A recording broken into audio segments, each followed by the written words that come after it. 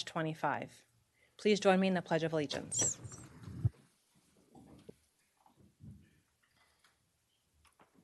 Pledge allegiance to the flag of the United States of America and to the republic for which it stands, one nation, under God, indivisible, with liberty and justice.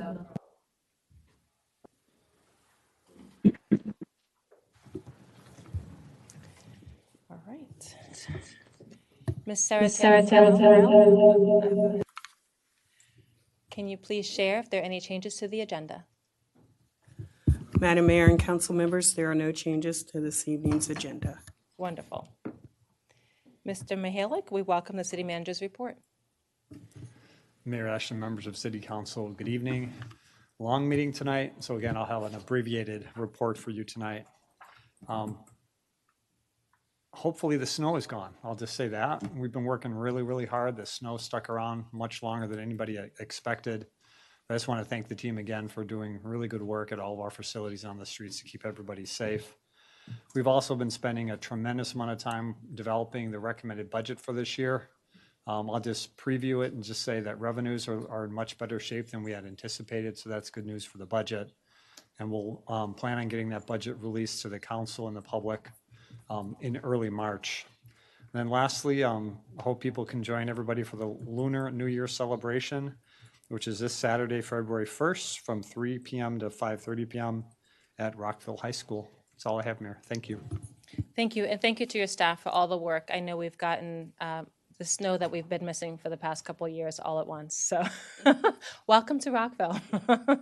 But I will say that people always say they can tell they're in Rockville by the way we clean our streets. So I want to thank the entire team. I know I've seen even sanitation workers out there trying to help and navigate the area, and just all the team members who are working out in the cold. We appreciate them doing so to make it safe for all of us. Great. Thank you, Mayor. Thank you. And I would encourage everyone to please join our Lunar New Year celebration. I also want to thank staff for helping on some of the day of service activities for Dr. Martin Luther King Day. And also just wanted to note that I know there's a lot of activities happening this weekend in the community for International Holocaust Remembrance. So we thank everyone for trying to make sure that Rockville is a diverse and inclusive place. Councilmember Valeri. Just super quickly, I'd like to give a shout out, kudos, what have you, to our very own Rockville City Police Department. Recently, they were able to conclude the investigation happily on 2 pedestrians that had been struck. And they also were able to give the neighborhood a bit of ease on the east side of the city when a certain event occurred. So I will leave it at that, but I had to share the kudos both from myself and from the community. All right. Thank you. Well, next we're moving on to the boards and commissions appointments, and Dr. Miles. Thank you, Madam Mayor. I know you recognize International Holocaust Remembrance Day. If our colleague wanted to have a few words.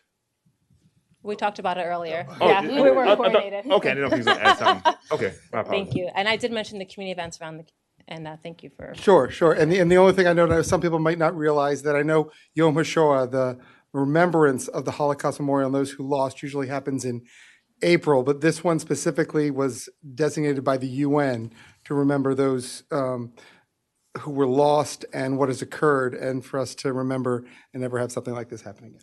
Thank you. And lastly, I just want to thank staff. I was coming in because I just came from testifying at the Montgomery County Public Schools operating budget.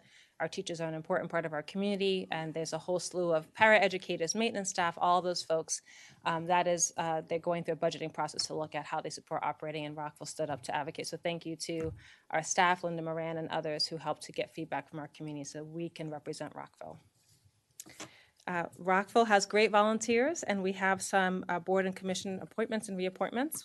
We have ethics as well as Environment Commission, and I wonder if we have a motion to approve the nomination of Kevin Gash.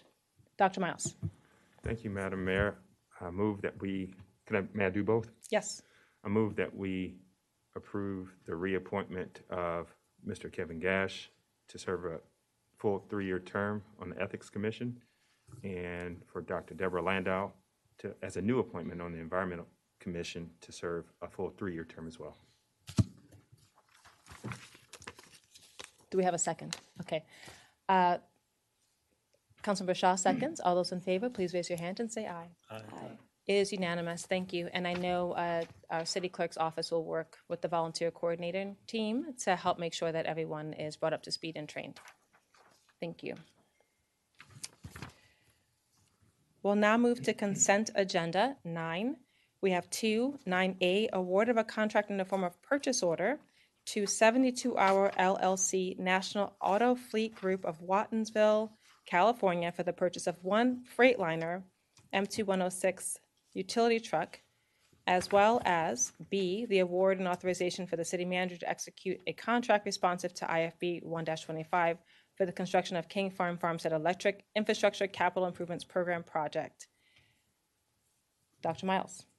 So moved, and may I also add the approval of minutes, 9C? Yes. All right. Thank you. Do we have a second? All right. Councilman Van Grack seconds. All those in favor, please raise your hand and say aye. Aye. Excellent. Thank you. It is approved. We'll now move to our action item 11A, introduction and adoption of an ordinance to amend Lincoln Park Neighborhood Conservation District. Madam Mayor, Oh, sorry, one we second. skipped community forum. Oh, sorry. You know, Okay. something is up on this form. I think it's Okay. the coloring. Sorry. Yes, I think it's because it's an all in All in red, red. so thank Okay. you. We'll now move to community forum. If we can make sure that we stick to the 3 minutes, please speak in a civil and courteous manner. And I'm going to call on each person as they have signed up, and then I'll ask if anyone else wants to join.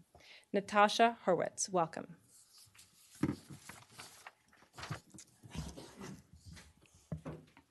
Thank you, Mayor and Council. Montrose neighbors in Planning Area 10 are concerned about the rezoning. There are concerns about traffic, parking, increased population density, retaining the character of our neighborhood, and retaining the affordability of our neighborhood. Our neighborhood is surrounded by more expensive housing, and a bit further away, more expensive commercial spaces like Pike and Rose. The Milton just opened on Rockville Pike with a studio apartment with 1 bathroom renting at $1,800, and a 3-bedroom, 2-bath at the Milton renting for over $4,000. The Stories, built in 2003, rents for just under $3,500. A Rollins apartment, however, rents for $3,000. That's the current zoning in our neighborhood. New buildings come with new prices. Our neighbors fear that you will create more unaffordable housing with a handful of MPDUs, bringing more traffic, parking, and other issues to our neighborhood, along with higher-end restaurants and retail that we cannot afford, increases in property values and property taxes that we cannot afford, a decrease in green space, and no additional public space for our children and adults to play. Montrose Park is already the most utilized park in Rockville. Already, homes in our neighborhood are lightly renovated and flipped over for nearly $1 million, which astounds our longtime residents, particularly when we receive our 10% annual increases in property taxes. This rezoning plan does not make things better for us, your current Rockville residents. We appreciate that your zoning staff met with our neighbors to document their concerns and made a recent recommendation to change the limit to limit the retail to only East Jefferson. We still have many concerns, but our principal remaining concern is the rezoning on Martha Terrace. We are opposed to any rezoning of this current parking lot, which is for the Rollins Congressional Clubhouse. There are currently no residential spaces on this plot of land, and to match the other side of the street, you would want to zone this property for single-family homes.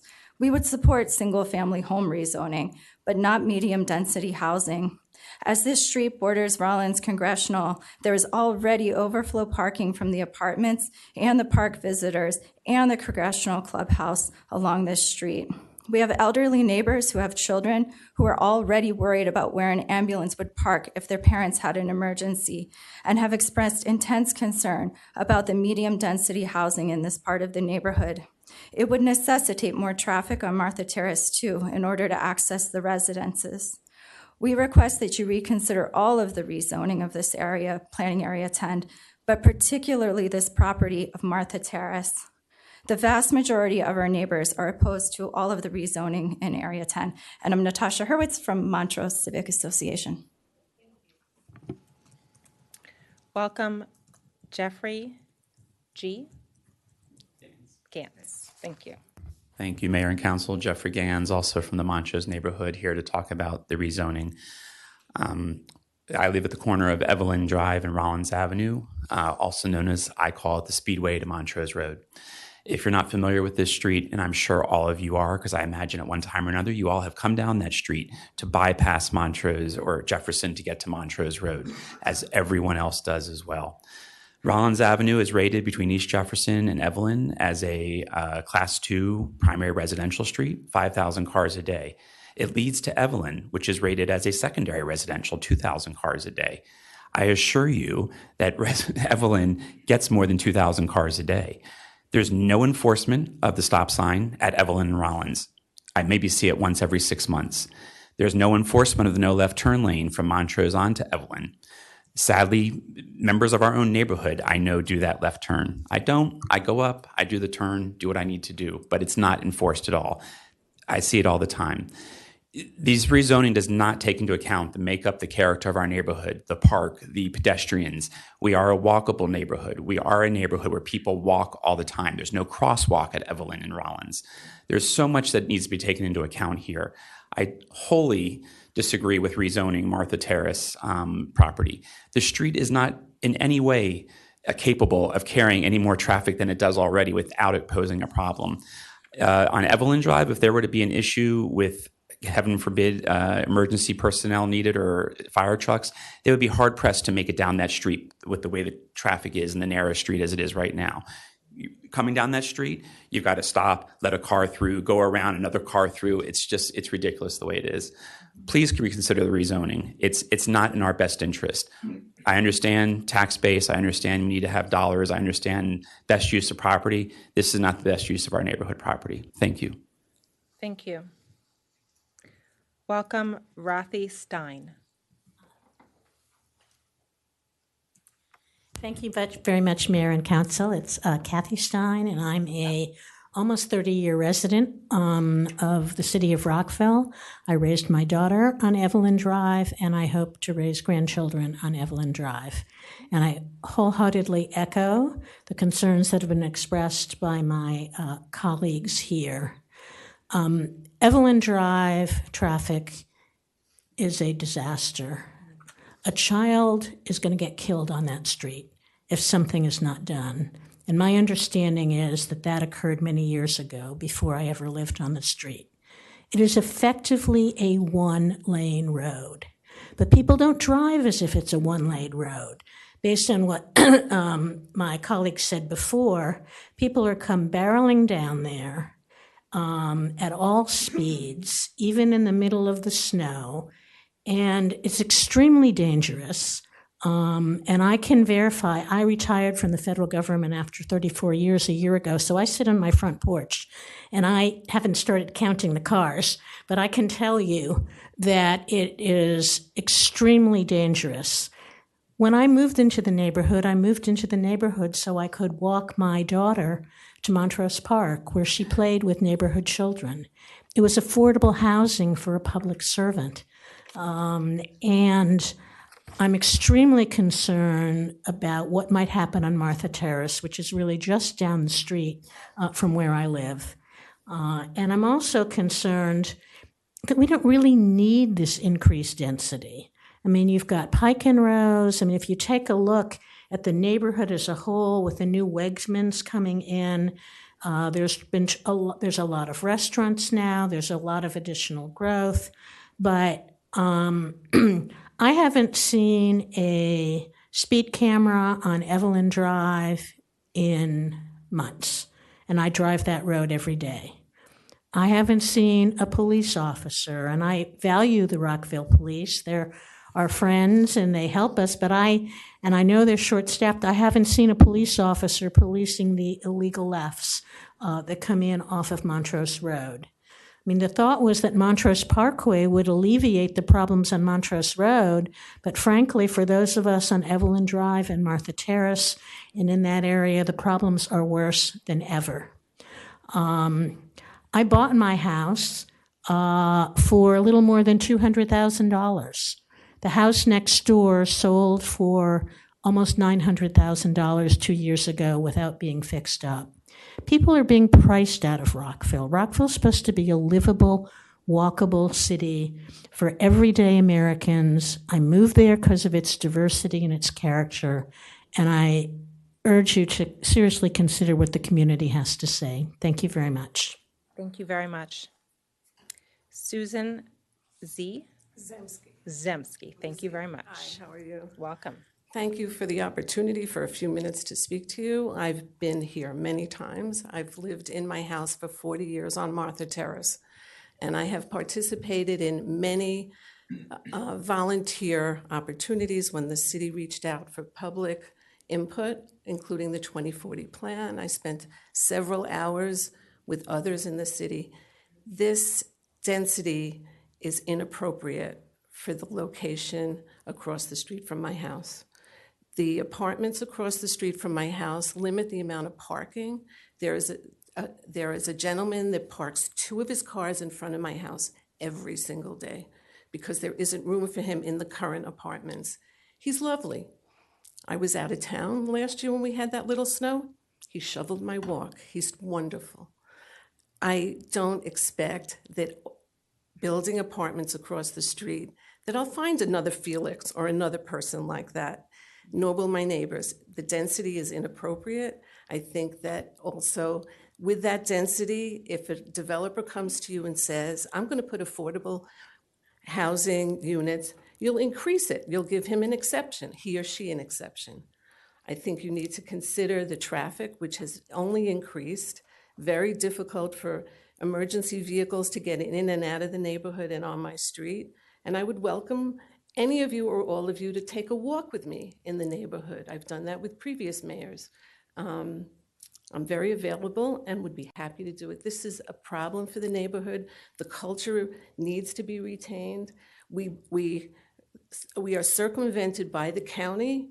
You have the Milton on Rockville Pike. There's an empty lot next to that that's going to be developed. There's a huge apartment building that's going to be built where the Panera is on Federal Plaza, and all of those other townhouses. These people are all cutting through our neighborhood. And they know, even if they're making illegal turns, that there's no reason not to, because there is no police presence to monitor it, as my friend said. So that's it. I want you to come visit us and take a walk. Thank you. Welcome, David Weinstein. Thank you for allowing me to speak this evening and for listening to our concerns. Obviously, you're sensing a theme right now. I totally understand the need for rezoning citywide. And I would echo what Sue said. First of all, please come and see our neighborhood, and particularly that lot 10 on Martha Terrace. I know it looks like it's part of that larger piece. It is physically, topographically separate when you look at it. And it really, the apartment building is way up and behind. You can't really see it. But this one piece that right now has a building with a gym and a pool. Now we're going to be able to put a 75-foot building on top. You know, that really changes the neighborhood. So I just invite you to look at that and see that maybe that one piece doesn't quite work. As far as the traffic goes, I'll echo everything they said and not bore you with that, but just also add that Wegmans is now opening basically at the end of Rollins up there. And all of that traffic is going to come right through 270, right down Rollins Avenue, right down Evelyn. And I guarantee you there will be multi-car backups up Evelyn, particularly on a Saturday. And it really is a one-lane street when cars are parked on both sides. And you can't tell people to park on one side or the other. People have to park in front of their houses. You know, I almost moved out of Rockville a couple of years ago because we were looking for a bigger house. We chose to stay and put an addition on our house because we love the city. We love the city's services. We're on this little street, Martha Terrace. Thank you for keeping us plowed. I've never not been able to get out of my street. 2 feet of snow, 2 inches of snow. We think the services are great. We know you all listen to us and we appreciate it. And we would encourage you to, you know, hopefully listen to us here, particularly about this one piece and our traffic concerns. And I would love to welcome you to our neighborhood. So thank you. Thank you. Lehman Wang. Please tell me the correct pronunciation as well. Yeah, thank you everyone for the opportunity to hear our voice. So I would like also to re-emphasize the issue of traffic we have been facing for many years. And the last, like a couple of years ago, and one of our neighbor came to me and saying his cat was hit by a car and on the street. He's trying to figure out if anyone witnessed that. So after that, I installed a camera in front of my house and to monitor, any abnormal things. We noticed the traffic, and of course, every time every car come by our in front of our house, pass by, it will trigger our alert in my app of the camera. I notice how heavy is the traffic. You can see from my phone. Right now, this is real-time data from today. Now, each line means a car passed in front of a house. Like before 5 o'clock, there are few lines, but after, basically, this is all blue. So you can see how many traffic are there. Yeah, and also we have 3 kids. I barely let them go to the street, play in front of a house because I'm concerned about the traffic, the young kids. And also we have dog. We have to strictly restrain it from in the backyard, not going to the front. I'm concerned, the safety of the dog.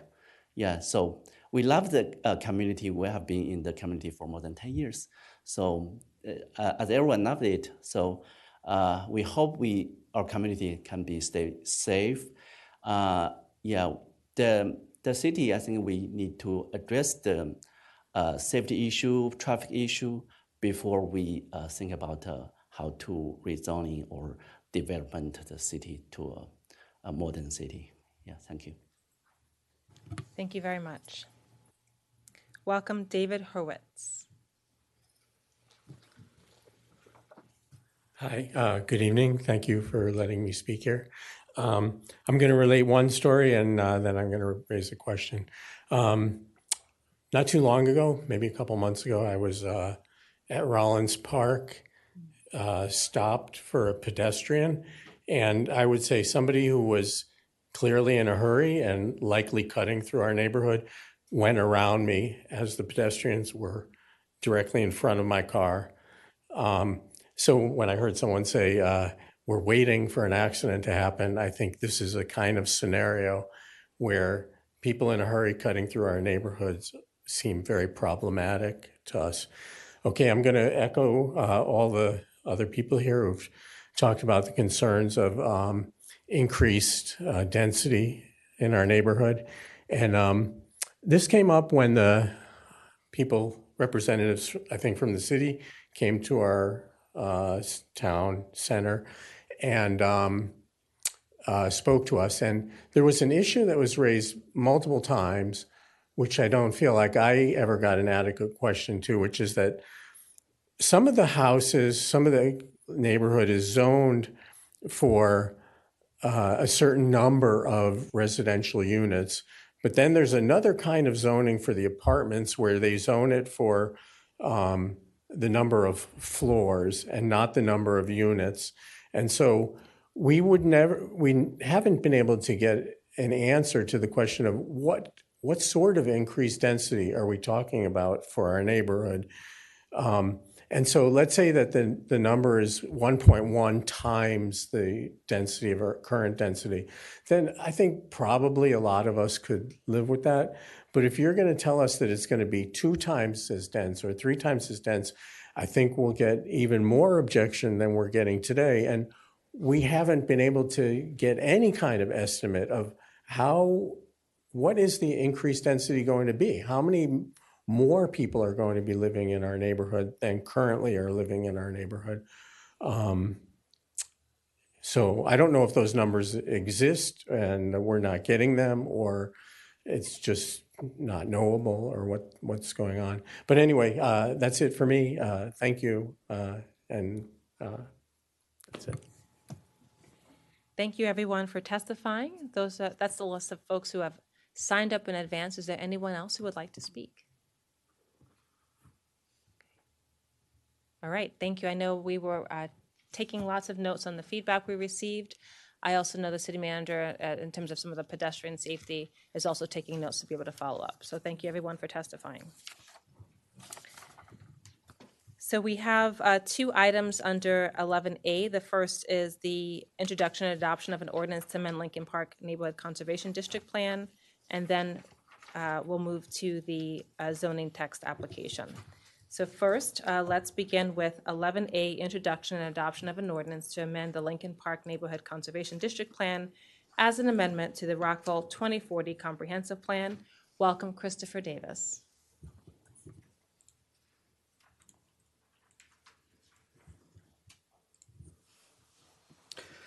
Thank you, Madam Mayor and members of the council. For the record, again, Christopher Davis with Community Planning and Development Services Department. This item is brought to you again for possible introduction and adoption of amendments to the Lincoln Park Conservation District Plan and Overlay Zone. So staff has a brief presentation that will cover both of the items mentioned by Madam Mayor, and then we'll be available for questions. So a brief outline, we'll briefly go over the proposal and the background, followed by a detail of the proposed amendments, followed by staff's recommendation and proposed action. So just to recall, the Lincoln Park Conservation District was established in 2007, where certain standards were established for new buildings and construction. Since that time, staff has found that those standards have been too limiting for residents looking to make reasonable improvements to their homes. So the proposal before you focuses on revising the Conservation District to amend those standards and solve such issues. In order to move the amendments forward, both the Conservation District Plan and the associated overlay zone must be revised.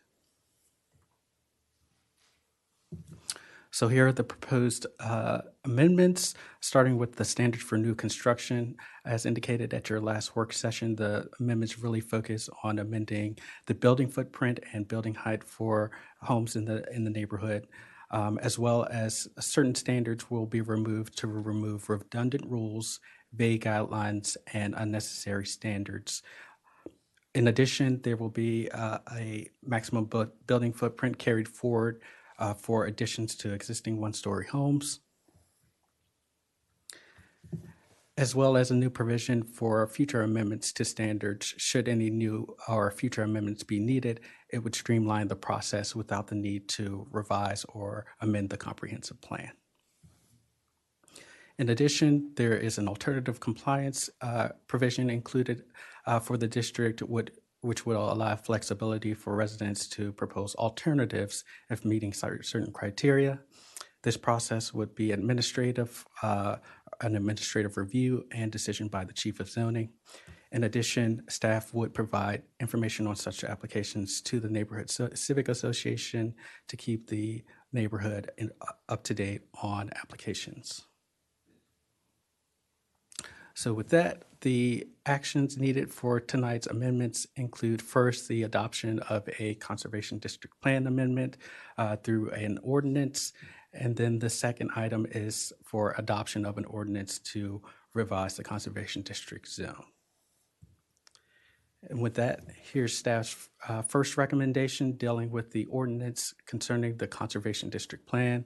As you'll see, the mayor and council will need to take action to waive the layover period and then take action on the ordinance.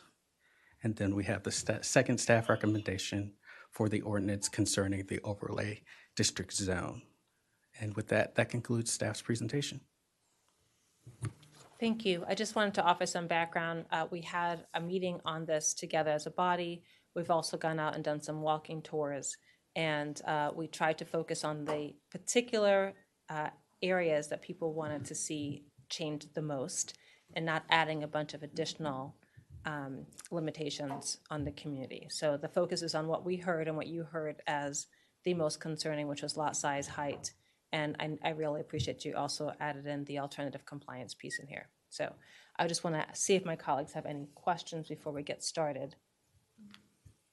Everyone feeling good? Yeah. Okay.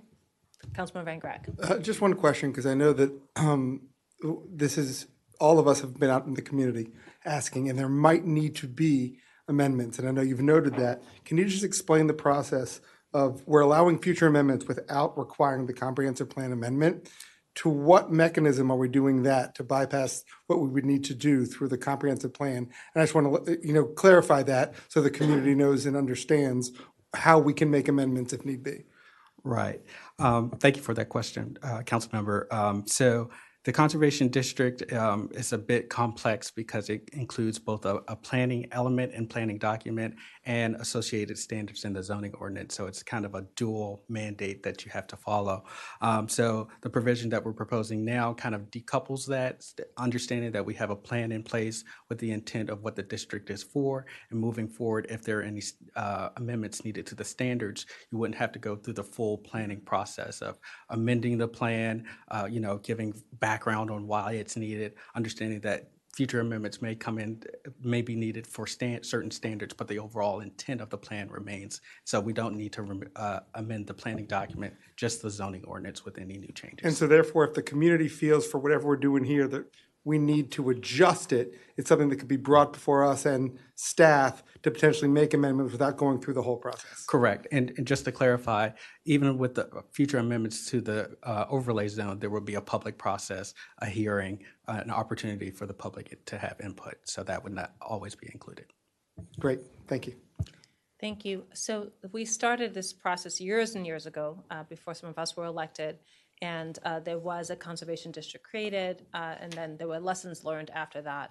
I just wanted to get a sense of how will you be tracking feedback, and because sometimes you want to make sure that the policies that we put in place are actually working and that it's serving the community. How will your office be tracking community feedback and just sharing with the mayor and council if any future changes are needed?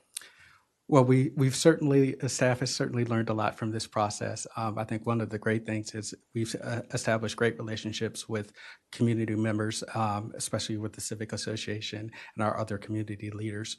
So we have great rapport there. Again, we'll be reporting to the Civic Association on any applications filed with this, and staff will be happy to give regular updates beyond that if that's needed.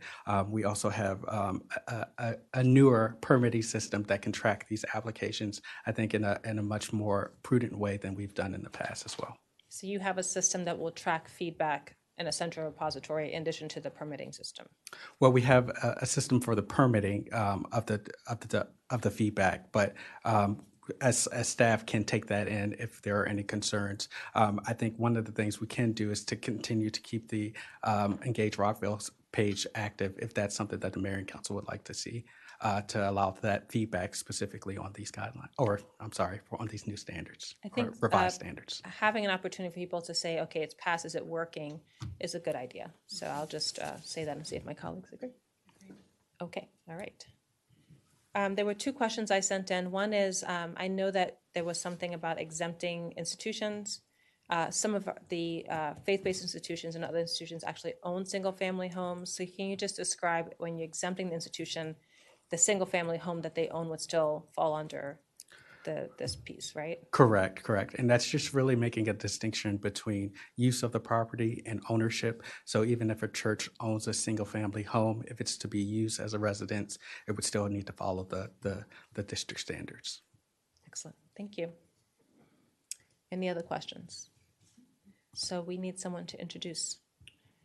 Councilman Valeri. I want to introduce an ordinance to adopt zoning text amendment application TXT 2024-00267 to amend, am I reading the right one? No, I am not. Apologies. Start over. I want to introduce the ordinance to amend the Lincoln Park Neighborhood Conservation District Plan as an amendment to the Rockville 2040 Comprehensive Plan. Thank you. Councilman Van Grack. Madam Mayor, I move to waive the layover period. Thank you. Do we have a second? Councilman Shaw seconds. All right, and now we need a motion to adopt. Oh, sorry, let's vote on waiving the layover period, and we need a supermajority, right? Okay, all right, there we go. All those in favor? All right, aye. I think also Councilmember Fulton may be Absent? she was checking in. Oh, she raises her hand, yes. Thank you. All right, so now we need to move to adopt. Yeah, I'll do it. Councilmember Valeri. Now that I've already practiced, I want to introduce an ordinance to adopt zoning text amendment application TXT 2024-00267. Councilmember, I'm sorry, adoption. adoption? Yes. Thank you. So I move to adopt the ordinance to amend this one, right? I'm like, yeah, that's what I thought. Okay. I apologize, y'all. I move to adopt the ordinance to amend the Lincoln Park Neighborhood Conservation District Plan as an amendment to the Rockville 2040 Comprehensive Plan. Do we have a second? Councilmember Shaw seconds. All those in favor, please raise your hand and say aye. Aye. And I see Councilmember Fulton also says yes, so it's unanimous. All right, now we have part two. Do you want to present again? No, ma'am, no new information. Sure. All right, then we need an introduction. Councilmember Jackson. Thank you. I so enjoy being voluntold. Here we go. No. I want to introduce an ordinance to adopt zoning text amendment application TXT 2024-00267 to amend Article 14 of the zoning ordinance to revise development standards in the Lincoln Park Conservation District. All right. Councilmember Van Grack. Madam Mayor, I move to waive the layover period. Do we have a second? Councilmember Valeri seconds. All those in favor, please raise your hand and say aye. Aye. All right, I did see. Councilmember Fulton is a yes. All right. All right, that is unanimous. Now we need a motion to adopt. So I move to adopt the ordinance as stated before, priorly. All right, do we have a second? Councilman, Mr. Dawson. He would like you to read the full one. No, you can't say that. Fine. All right. So I move to adopt the ordinance to adopt zoning text amendment application TXT 2024-00267 to amend Article 14 of the zoning ordinance to revise development standards in the Lincoln Park Conservation District. Do we have a second? Councilmember Valeri seconds. All those in favor, please raise your hand and say aye. Aye. Councilmember Fulton also says yes. It's unanimous. Thank you, everyone. Thank you, Mr. Davis, and I want to say thank you to the entire community. I know it's been a long journey, been waiting for this for a long time, so congratulations and thank you to all of you.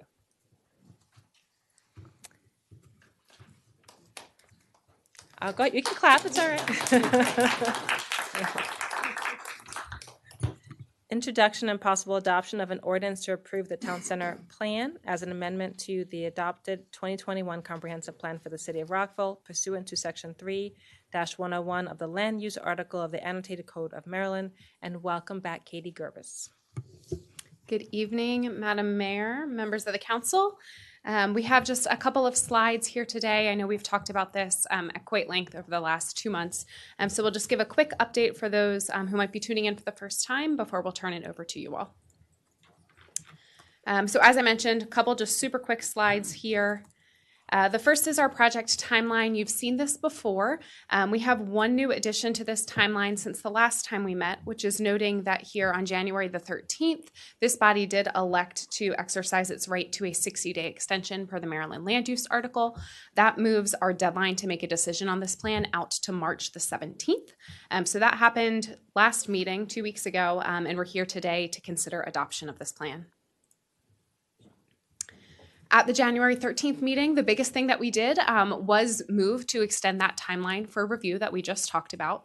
There were several errata that were noted that needed to be updated in the latest plan for consideration. So this body discussed those necessary changes, as well as we had some discussion about the timeline and process for engaging the community and letting them know of changes moving forward.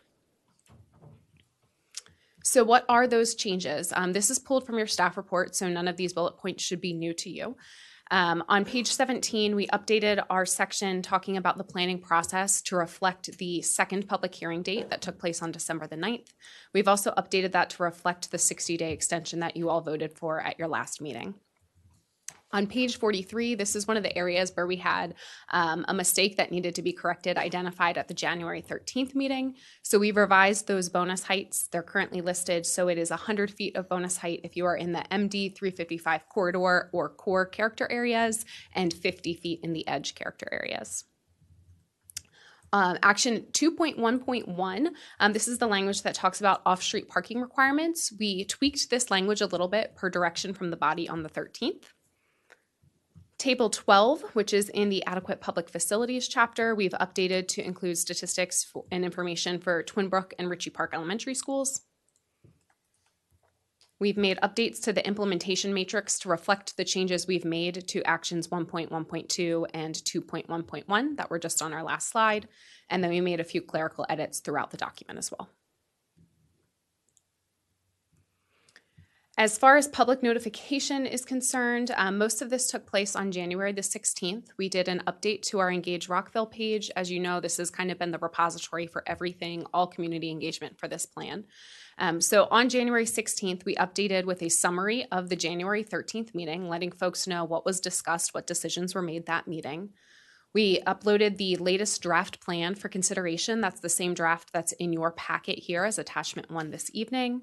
We also uploaded a summary of the changes between the packet being considered on January 13th and today. Those slides that we just talked about a couple slides ago, that's all been available on Engage Rockville, and we sent out an email newsletter to all of our project subscribers, making sure they knew that update.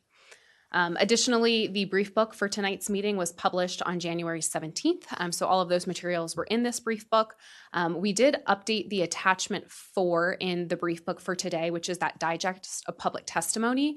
That is updated as of January 15th. I do believe there have been a few pieces of testimony received between when the brief book was published and today. You all should have received copies of those via email. And so with that, our requested action here this evening is for the body to consider adopting an ordinance that would adopt the 2025 Town Center Master Plan as an amendment to the adopted 2021 Comprehensive Plan for the City of Rockville. In order to do this, we would need, just like our action right before us, someone to introduce the ordinance, a motion to waive the layover period, and then a motion to adopt the ordinance. And this concludes staff's presentation. Thank you very much. I want to thank you for capturing. I know there's a lot of feedback over many months, and this has been an extensive process. So it was really important to us to have the entire public record summarized and included and available for everyone to see. I also really appreciated the work that you did to compare the comprehensive plan with this new Rockville Town Center Master Plan. And it's my understanding this will replace this section of the comprehensive plan. So we'll be using this going forward. Can you please share with us the next steps? Because I know that just because a plan is developed doesn't mean that it can move just tomorrow. So can you please describe that to the body? Because we're going to have a future discussion about the zoning ordinance rewrite. Absolutely. So I just want to make sure people are thinking, know how we're connecting the two. Sure. So yeah, today, if this plan is adopted, that would kind of be like the technical component of it. So staff will then do quite a bit of work as far as informing the community, updating the city's website, updating Engage Rockville, updating the state of Maryland, folks like that. There's certainly a notification process that's going to happen. Any of our planning documents kind of set the high level vision, and then we have different implementation tools that will actually bring that vision to life. So for many of the actions, not all, but many of the actions within this document, there's zoning changes that are going to be necessary, and we're proposing that those be addressed through the zoning ordinance rewrite. I know you have a work session on that later on the agenda this evening. So for some of these items, the zoning related ones, there's going to be a lag. There's going to be a period of time where the plan says we want X, Y, and Z to happen, but the zoning is not yet in place for that to happen. That's not uncommon to happen in planning processes. It's happening right now with our Rockville 2040 plan. That's why we have a zoning text amendment that was passed, I think, last year or the year before, to kind of allow for a floating zone in the interim. We don't think that that's going to be necessary, something like a floating zone here for this, because of the timeline of the two projects. We're hopeful that in about a year from now, we'll have a new zoning ordinance that will take into consideration all of the things that this plan calls for, for, and that will be that vehicle, that tool to actually implement it.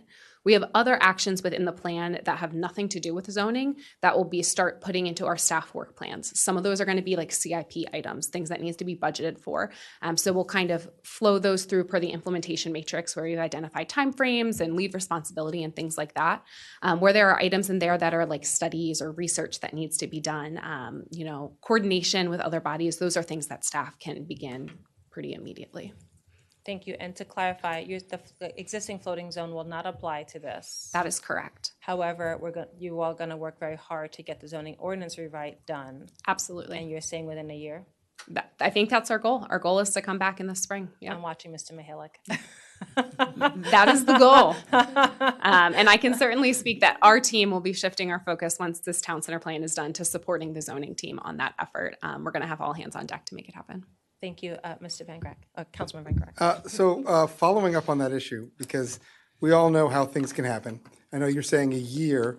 A lot of development could happen in a year. And we also know that, as we know, we need an extension here because we want to get things right.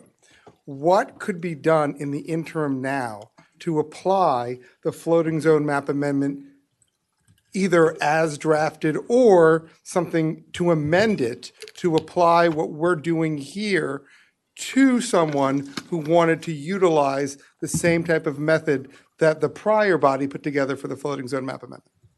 So I'm going to look to our council. I'm going to answer my understanding of that is, so the reason right now that the existing floating zone wouldn't apply is because it specifically says the plan as adopted in August of 2021. And this is an amendment that's obviously taking place after August of 2021.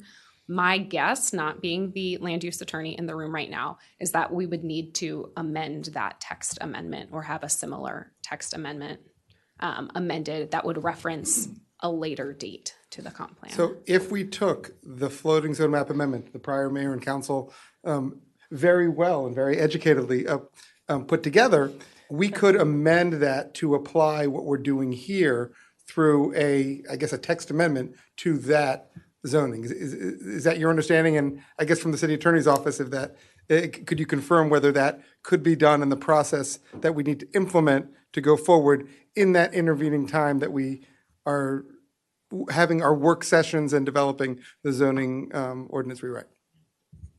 Yes, you could. Thank you. And a follow-up question, because I was talking to some of my colleagues as well, just to better understand the process. Is there a challenge with the fact that you do not have zoning written into this document as was in the comp plan? So is there any limitation on what could move forward?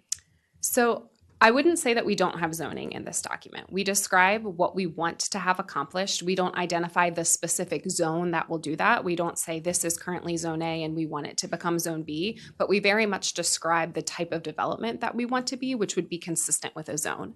I think the challenge that we're going to have is much of what we've described in the town center is kind of newer concepts, newer types of development that we're not used to seeing in Rockville. So our current ordinance doesn't have a zone that does those things. So we're going to have to create a zone. I'm thinking specifically when we talk about the 355 corridor character area, we're talking about heights of 235 feet. We don't have a zone right now that allows those heights.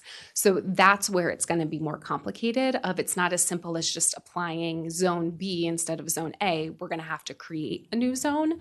I've talked a little bit with our zoning team about this question earlier today. It gets a little tricky when we're trying to do that in a vacuum and then at the same time be looking at all of our other zones and how they interplay with one another and coordinate with one another, which is why staff's suggestion has been to have it go through that zoning ordinance rewrite process, that we look at everything comprehensively at once. Councilmember Van Grack, to your point though, there's a lag there. So there's a kind of a cost benefit that needs to be weighed. Thank you. And I had a chance to talk to the city manager, and I know that you're going to come up with some options for the mayor and council to consider as to what paths forward we have, because I do know that there aren't waivers for height, for example, right now, and so those are things that we have to consider, the if-then scenarios, and then you'll be bringing that back to us to be able to discuss. Is that right? Okay. I have. Oh, did you raise your hand, Councilman Valeri? I was gonna put my hand back down. This is actually kind of combining a couple of things, but it got me curious. because you mentioned something about we don't have a zone right now that yet that encapsulates the 355 corridor. So, and I'm sorry if I'm putting you on the spot, and I didn't send this in advance. So what is the difference between how we were defining that zone through the town center master plan and what I think most of Rockville Pike, because I brought my handy dandy copy of the past comp plan, the OCRM. What is the difference height wise between those two? Sure. So OCRM is a land use designation, not a zone. So Gotcha, most right. of the maps that you're going to see in the comp plan, the colorful ones, are the land use designations. So for OCRM, it stands for Office Commercial Residential Mix. There are a number of zones that would all be consistent with that land use type. I know it's kind of confusing. Sometimes even myself, I get land use and zone mixed up, but that's what that difference would be. So in the town center master plan, we do have, I want to say it's map 17 or 18, maybe, don't quote me, it's in the land use chapter. We do have a land use policy map in there. So you can see what the 2040 plan's land use policy map was, and then we outline in yellow the areas that we're proposing changing the land use policy in this plan, but then the zone is going to be what implements that. Gotcha. So it's just the zones that where I guess we're not as, or I am not as familiar with in this regard. Well, I'm very hopeful, and thank you for that explanation, and I'm sure others can find it beneficial as well. I'm hopeful that we can find a solution, and I know that, this has been a lengthy process, but like Councilmember Van Grack, the lag time concerns me. And so any way that we can come up with some creative ways to ensure that we don't miss any opportunities, I look forward to. Thank you. And I Thank did you. give our team a heads up that we're going to get this question. Here we go. So thank you. We look forward to a more detailed response. I have 3 quick things that I shared also in advance, just to give you a heads up. One is the relation to the wayfinding signage package. Some of us have talked about the importance of wayfinding. I know that it takes a lot of time for buildings to be made, but wayfinding is something that could happen more quickly. The second one related to that are the signage. I know that you all are working to put remove the graffiti and put something more, welcoming for Rockville on the bridge. But these I was anticipating them being in the near term, but for some reason in the plan, they're put midterm. And so I asked staff about that, and they said if we agree that it can be moved to near term, is what I understood from you. Is that correct? Yep, that's correct. Okay, so colleagues, would you support moving the wayfinding and signage from midterm to near term? Do we have a majority on that? Yes. Is there an immediate term? Is there yesterday? Thank you, if we could make that note. And I had one other suggestion, just as I know you're going to do a final scan of the entire document, QA it. I've heard from some folks that it's just to make it easy to pop out on you had it in the presentation, a nice chart on the bonus versus by right. I think just put that into the document so it's very visible. That's something I heard from the community. And you have the chart already. We've all reviewed it. It's accurate and it's approved language. So that's the other thing I would just see. Can we just add that chart to that document? The last thing is also minor. On one of the whereases where it talks about where we've had our work sessions, we did not include the January 13th. It could be because we thought we were going to approve it on January 13th, but I just wanted to note that as we approve it, I believe it needs to also acknowledge that we had that session. So with the official document, please have that as well. Colleagues, any other questions? Okay. So we first need to introduce Councilman Van Grack. Madam Mayor, I want to introduce the ordinance to adopt the Town Center Master Plan as an amendment to the adopted 2021 Comprehensive Plan for the City of Rockville pursuant to Section 3-101 of the Land Use Article of the Annotated Code of Maryland. Thank you. We now need a move to waive the layover period. Councilman Valeri? I move to waive the layover period. Do we have a second? Second. All right. Just noting, I don't see, look, sorry, before we vote, I just want to make sure I can see Councilmember Fulton. Sarah, oh, I see, she's voting, okay. So let's We officially waived the labor. Did I do the vote yet? No, No. we can all vote first. Okay, so we see Councilmember Fulton. She's voting yes. Waive the labor period. Perfect. Okay. Now we need to move the ordinance to adopt the Town Center Master Plan as an amendment. Councilmember Jackson. All right. So I move the ordinance to adopt the Town Center Master Plan as an amendment to the adopted 2021 Comprehensive Plan for the City of Rockville pursuant to Section 3-101 of the Land Use Article of the Annotated Code of Maryland. Councilman Van Grack? Second. All those in favor, please raise your hand and say aye. Aye. It is unanimous. I see Councilmember Fulton, just for Sarah. Good? All right. Thank you very much. Congratulations, CPDS team. We appreciate all the planning support. Thank you to the entire community for all the feedback that we've received. And just to clarify, will this go on Results Rockville as well, or how will people find out how we're progressing? Results Rockville. It will be on Results Rockville, and there'll be a presentation on that soon. Great. All right, we'll now move on to our work session, which is agenda item 12A, work session zoning ordinance rewrite for comprehensive rezoning. Welcome Holly Simmons. And I also see Ricky Barker, Jenny Snap, Jim Waslick, and Nick Dumai serving as panelists and participants.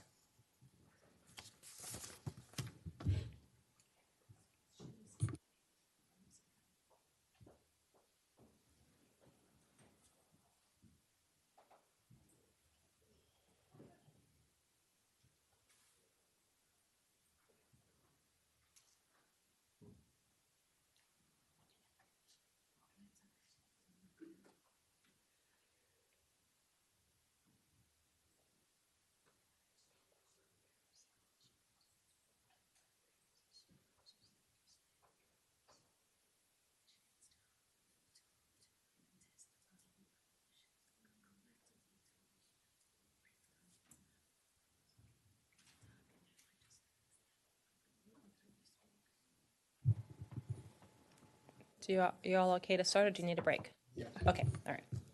All right, thank you for bearing with us. Good evening, Mayor and Council.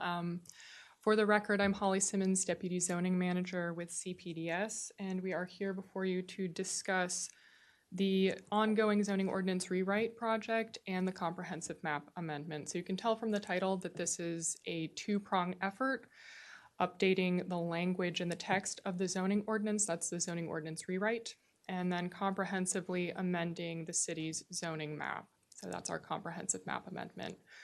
We will be touching on both of these things this evening, but the focus of the work session is the second portion, the comprehensive map amendment.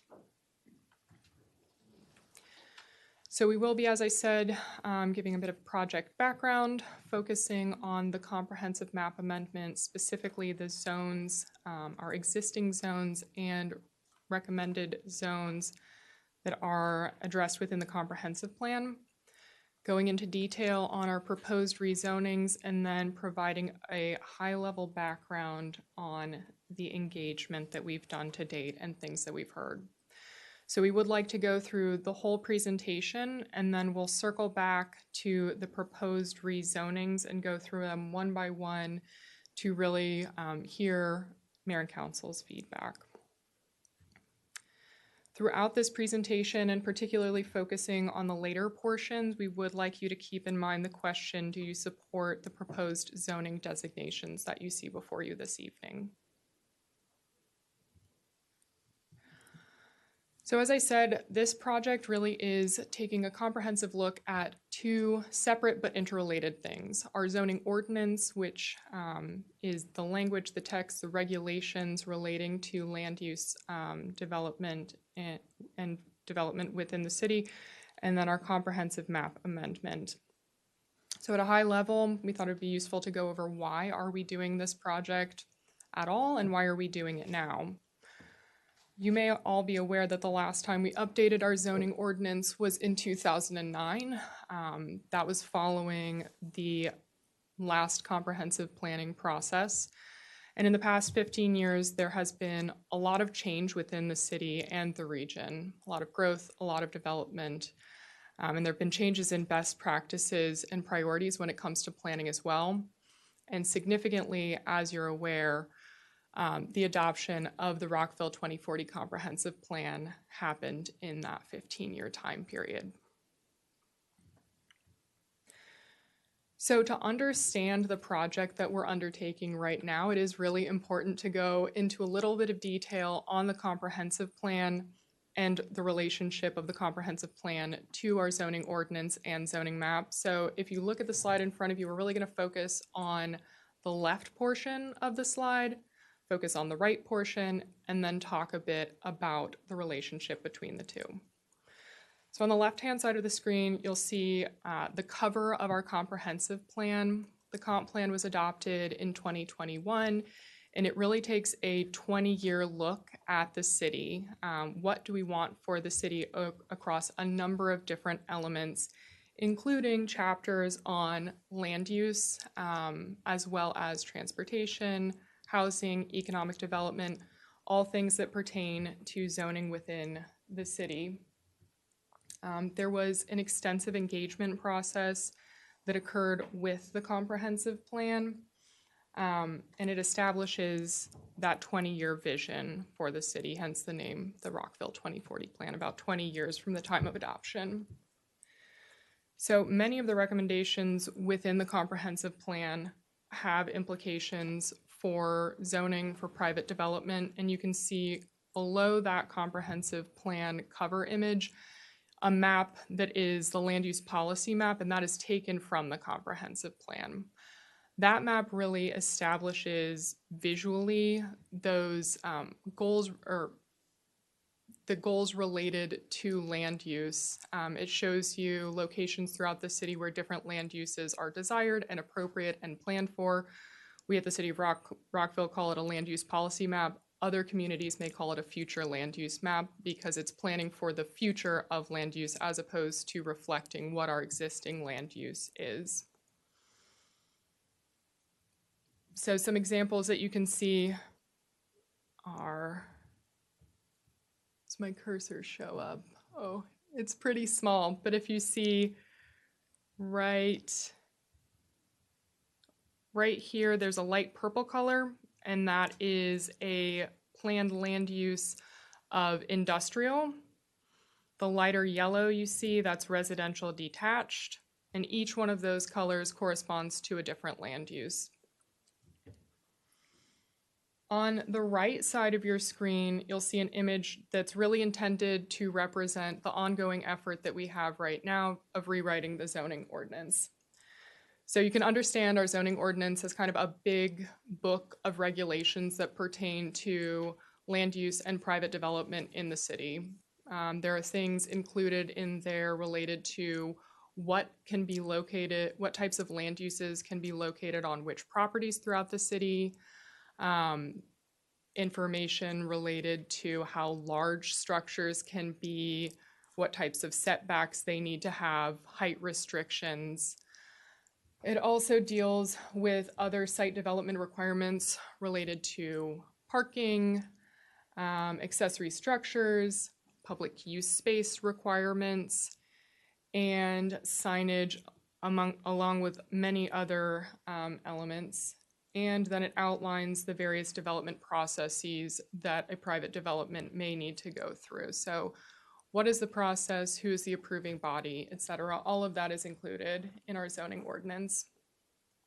And then down and to the right of that image, you'll see our zoning map, which similarly to the land use policy map, it reflects all of the properties in the city of Rockville. There are colors that correspond to different information, but it is different than our land use policy map. And the zoning map really works in coordination with the text of the zoning ordinance because it tells you what the zone is for a specific property. You can look and you can see, okay, similarly with that light purple color we talked about that was industrial, you have a light gray color up here in that same area. And that light gray color means that that is zoned for our industrial, light zone. There's a one-to-one correlation there between the land use and the zoning, but other areas have zones which could fit there are multiple zones that fit into a specific land use. So kind of down below that gray, you see this darker orange, and all of that is our R60 zoning, which stands for residential 60. R is residential, 60 relates to the minimum lot area. And that fits within that light yellow residential detached land use, but there are other zones that are also residential detached, and on the land use policy map, they're denoted with that same yellow color. So the zoning and the zoning map really implement the recommendations from the comprehensive plan. That's what they're intended to do. But you might note that there's been some disjuncture between when the comprehensive plan was adopted in 2021 and where we are today.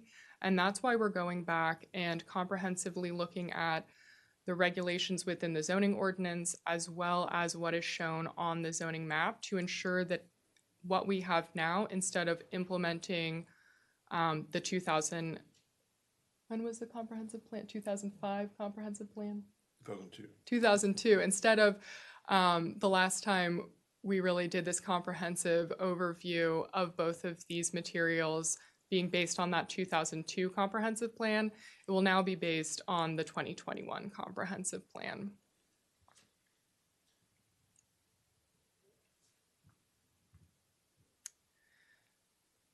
So some objectives of this project are really to implement the comprehensive plan land use and zoning recommendations. These relate directly to Mayor and Council's priorities, including affordable housing and economic development, as well as implementing the Town Center Master Plan, our Climate Action Plan, and Vision Zero. We're looking to incorporate the city's commitment to equity, resilience, and sustainability, specifically as outlined in the Mayor and Council's 2021 Social Justice Resolution. We're also planning to implement the recommendations of FAST 2. If you recall, back in September, you had a work session related to the FAST initiative, and there were a number of action items that came out of that work session, including ones that rely on being implemented through our zoning ordinance and really changing the zoning ordinance. We're also looking to modernize and reorganize the zoning ordinance so that it's easily understood and accessible, not only for land use attorneys, engineers, developers, but also for our residents. And we're intending to incorporate best planning practices related specifically to transit-oriented development, housing diversity, economic development, etc. In order to understand where we're going, we did want to do a little bit of looking back at where we've been with this project. So the project technically kicked off in fall of 2023, but before that time, we were developing a scope of work. There was a project charter that was approved by Mayor and Council. We issued an RFP and ended up contracting with a consultant to assist us in this effort. Their name is ZoneCo. And then following that project kickoff, we produced a diagnostic report that really looked at where are we with our current zoning, what does the comprehensive plan say in relation to land use and zoning that needs to be reflected through this project. It included an equity analysis and kind of resulted in a work program for this project. And I'll go into a little bit more detail on this in the next slide. In the intervening time, we've done a lot of internal work. We did engagement this past fall, and the next milestone is really drafting begins, and that occurred this month in January of 2025. And that leads us to where we are now.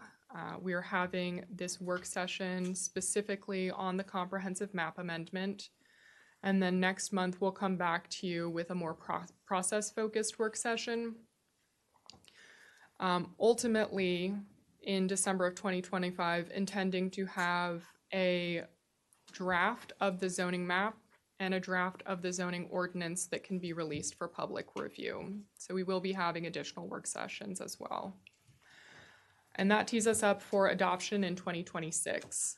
One note on adoption is that when it comes to legislation, this really is a two-prong effort as well. You have your zoning map or your comprehensive map amendment and your zoning ordinance rewrite, and those both require separate legislative processes. So the zoning ordinance rewrite will proceed as a very large zoning text amendment, and the comprehensive map amendment will proceed as a zoning map amendment.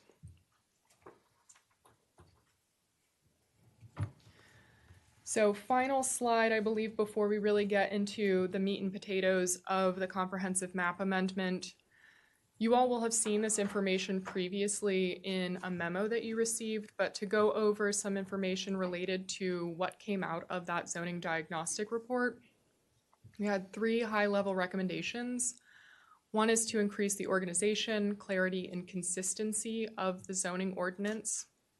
Another is to improve administration and procedures, some of which you have seen again back in that FAST work session. And then a number of land use recommendations, which really are themes that were gleaned from the comprehensive plan. So these include increasing housing diversity, providing quality open space and neighborhood amenities, coordinating land use and transit, modernizing and providing flexibility for employment uses, and reviewing and revising parking standards throughout the city.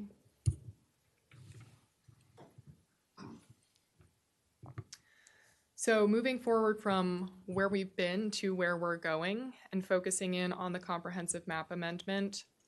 This comprehensive map amendment, as I said previously, is really intended to align the city's zoning with the recommendations of the Rockville 2040 plan, and then also make the zoning ordinance simpler to understand and to administer. So with those 2 goals in mind, we have 2 separate types of rezonings that will be proposed. The first one is the one that we are here to talk about this evening. Those are recommended in the comprehensive plan. So the comprehensive plan, in addition to having many kind of broad and sweeping land use recommendations, has specific recommendations for rezoning throughout the city. It breaks those up into focus areas, and we'll be touching on those this evening. Jim will actually be walking you through each one of those focus areas, what the current zoning is, what the comprehensive plan's recommendation is, and what staff's proposal is. So you'll be seeing quite a bit more information on those first set of rezonings, the ones that are recommended in the comprehensive plan.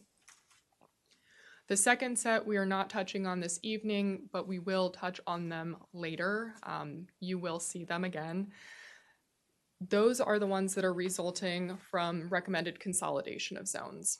So one way that we can simplify the zoning ordinance is to take zones that are similar to one another, that are accomplishing the same goals, and intend to kind of reduce redundancy there, and we'll take those 2 zones, consolidate them into one. And with the consolidation of those 2 zones, one will be eliminated, and the properties within those zones would be recommended to be rezoned. So I say that just so you're aware that this will happen down the line. We will be back before you to talk about this at a later date. Right now, we're really focusing on the rezonings from the comprehensive plan.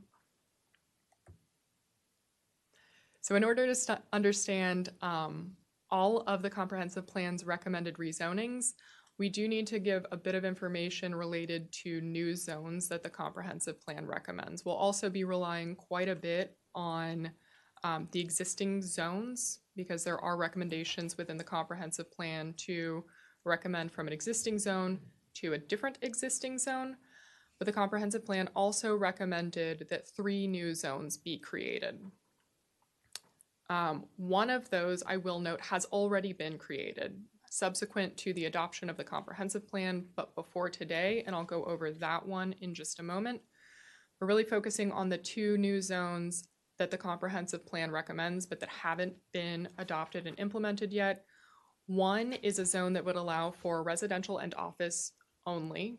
No retail, no commercial, no industrial, just residential and office. This one we've tentatively named the RO. Pretty straightforward, but that is subject to change, certainly. A note on this one, it really shows up only in Planning Area 4, which is the West End and Woodley Gardens East-West. It's primarily on properties that are currently zoned MXT, which stands for mixed use transition. All of our MX zones are mixed use and then another word or words after them. The other recommended zone that has not yet been implemented is a high density residential zone.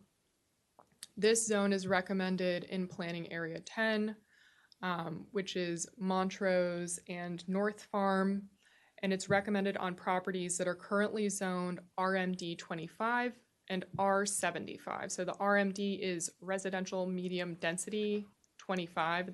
The 25 means that it is 25 dwelling units per acre, which is medium density residential. And R75 is residential 75.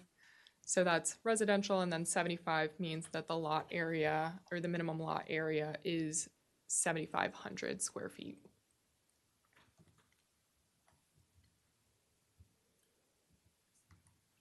There we go.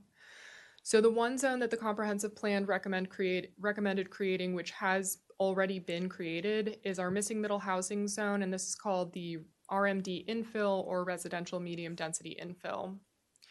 This zone allows a diverse range of what we call middle or missing middle housing types, while also allowing for single family detached development as well.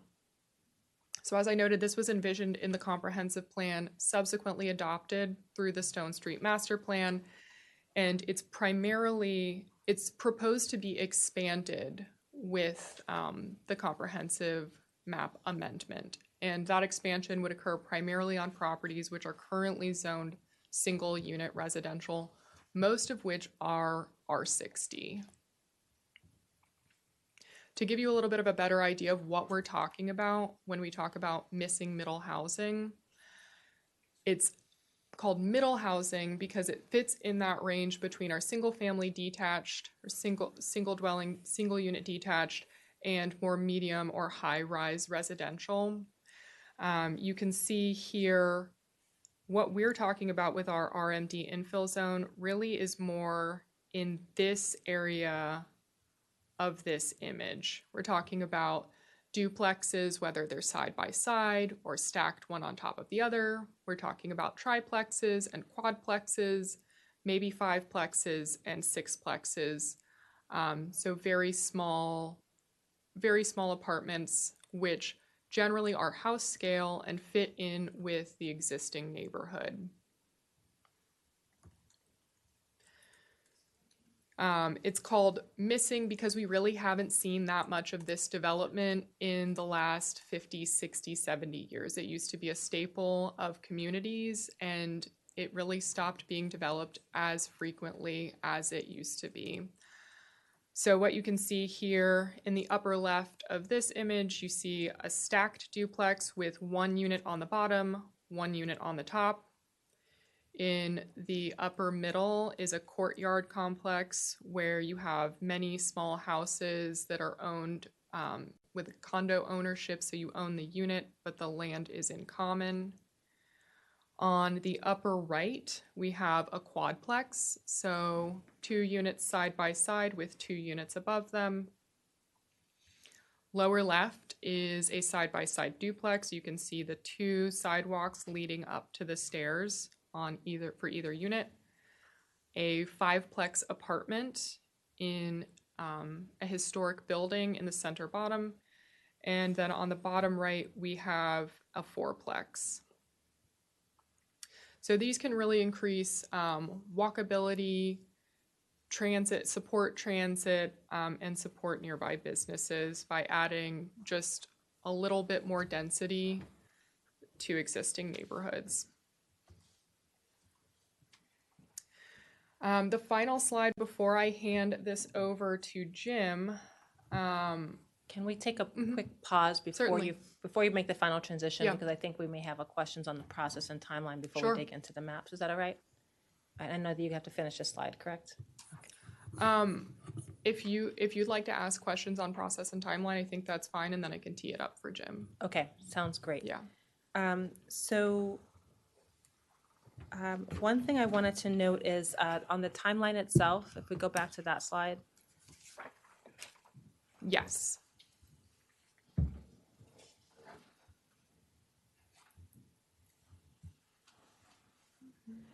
So between January 2024 and 2025, it's not like we haven't done anything. You've actually been working on the maps and you've been doing community outreach. I just wanted to flag that there has been some outreach and engagement. Yes. And when you're reaching out to the communities, because sometimes I know you send out letters and you've had meetings, it's pretty much presenting what we've previously met with communities about in the comprehensive plan, or are you doing anything different?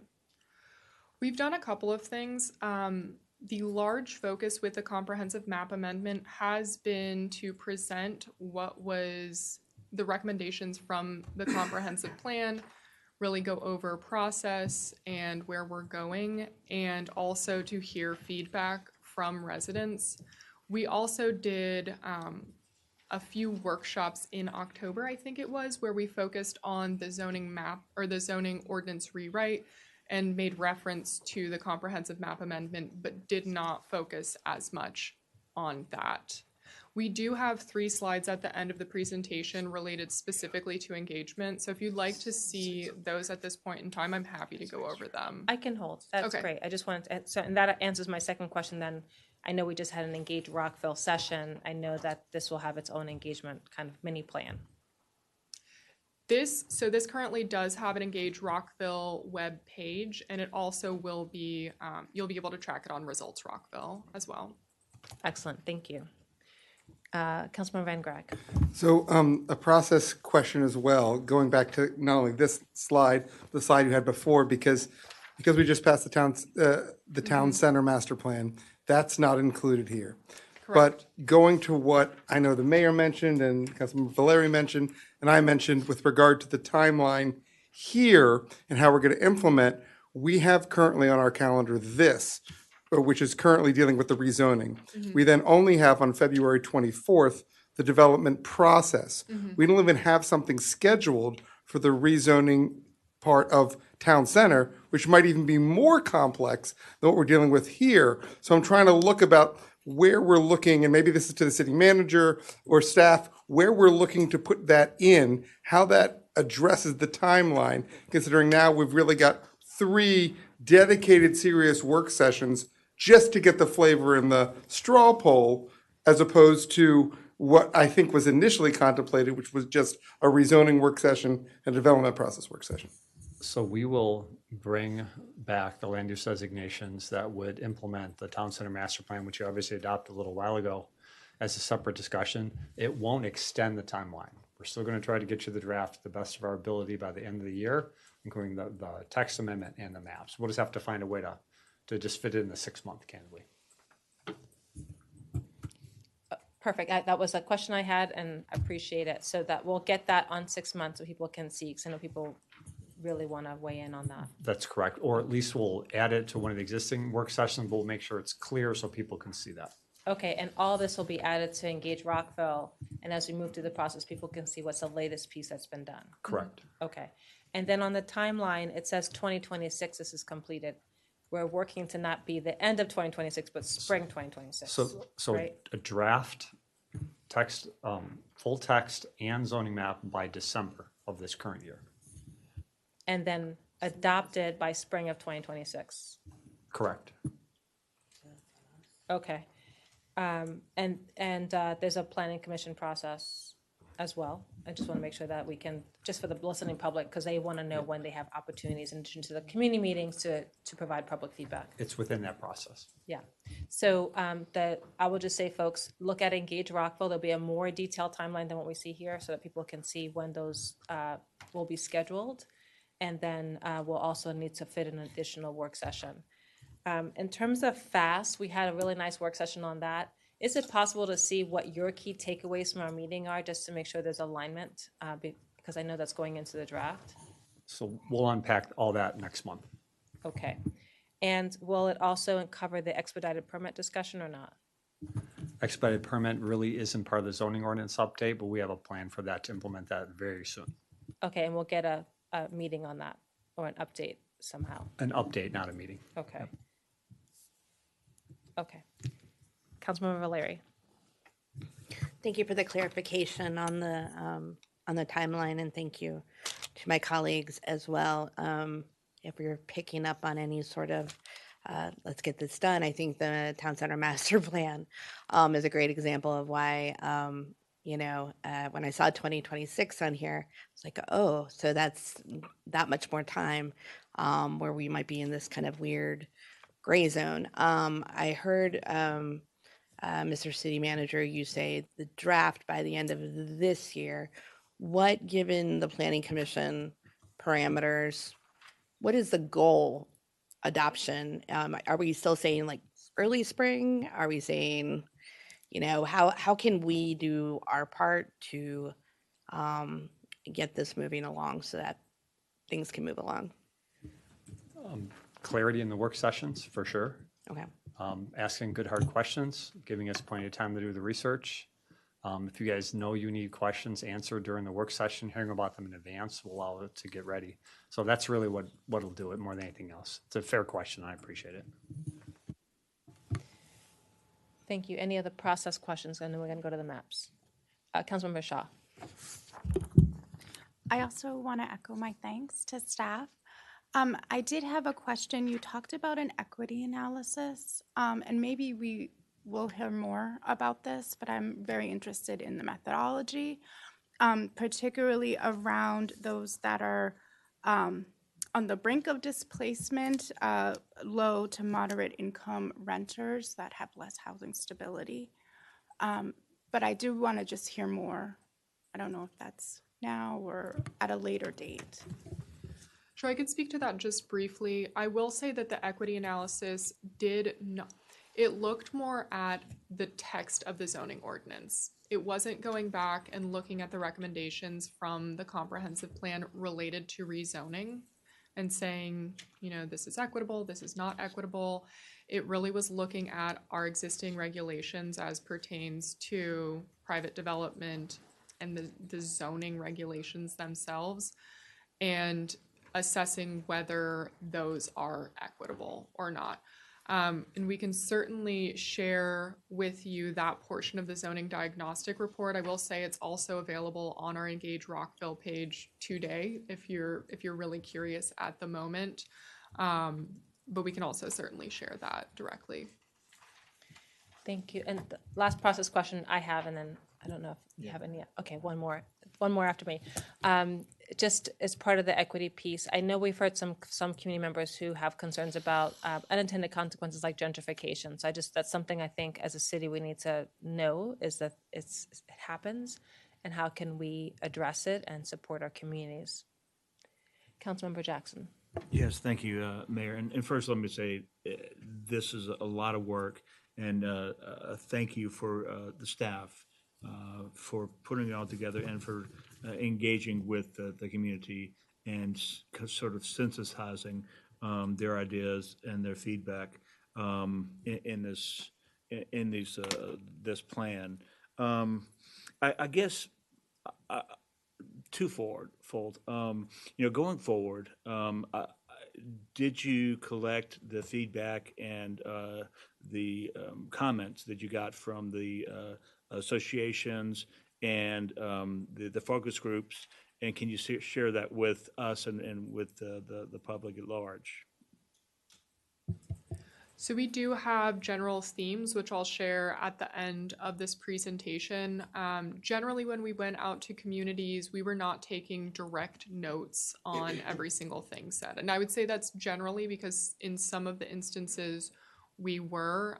We also did focus groups where we took notes as well. I think what we could do is kind of summarize what we heard in those meetings and provide that. No, and that's good to know. And, I know I was talking to various people, and some of them were in the civic associations, and they did not know about these meetings. So that brings me to my next question. Is there another round of engagements, or how do we, take this and go back out to the community again? If you're hearing from community members that they would like for us to come and speak with them at their neighborhood association meetings or otherwise, we are more than happy to do that. Certainly, please share that information with them, share their information with us. We are more than happy to continue having those conversations. I will say that when we reached out to the neighborhood associations, we sent an email to every single neighborhood association that has a proposed rezoning within their boundaries or adjacent to their boundaries, offering to come and present, hear their thoughts related to this project. And that is still an open offer. There's no time expiration date on that. And we also did send, and I'll go into this a bit later as well, but we did send mail hard copy notices to property owners as well. I can provide more details on No, that. and actually, that's a really important point. I mean, it didn't just go to the civic associations. It went to property owners in and around this area. Correct. So ostensibly, people should have gotten the word, but there's still time to weigh in Yes. on this. Yes, Okay, that's absolutely. great. And it's just one more plug. It's not really on this topic, but it just goes to the community engagement that we've been talking about for a long time on this dais, to get somebody in there who can go out to the community and be the liaison and be your eyes and ears and actually help amplify that message to the community organization. So just a plug to Mr. Mihalik. I know they're actively recruiting. He says we are. Councilman Valeri?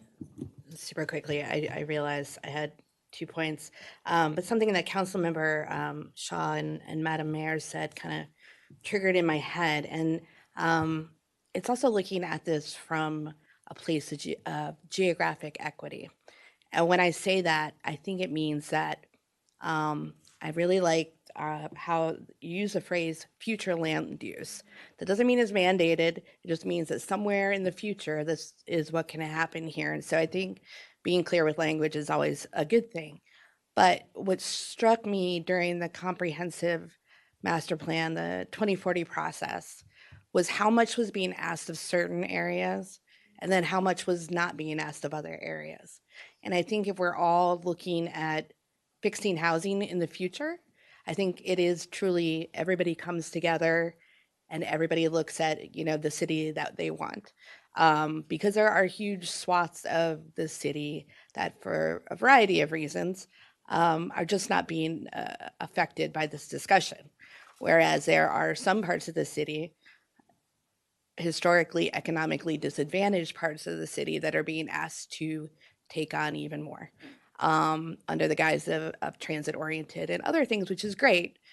But if we're going to get out of this housing crisis, which is why we're talking about all this stuff, we all have to kind of step it up. So I do want us, just everybody, and this is for the community as well, is just really think of it as we are one big city community.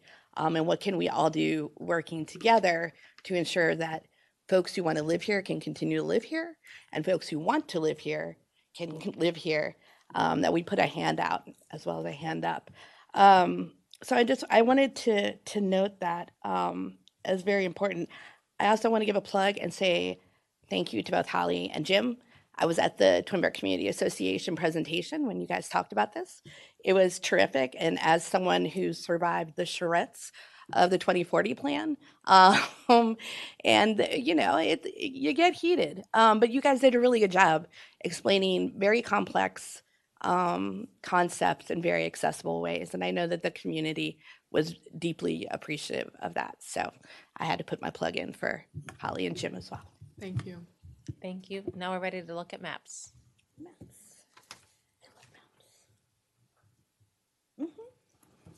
All right, one more slide before we look at maps, and I hand it over to Jim. Just as a reminder, as I said earlier, this is really an effort to implement that we're talking about this evening.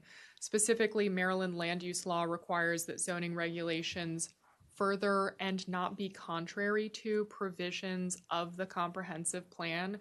So you're going to see a number of proposed rezonings, and in all instances except for one that's a little bit more complicated that Jim will point out, our proposal confirms and is consistent with what the comprehensive plan recommends.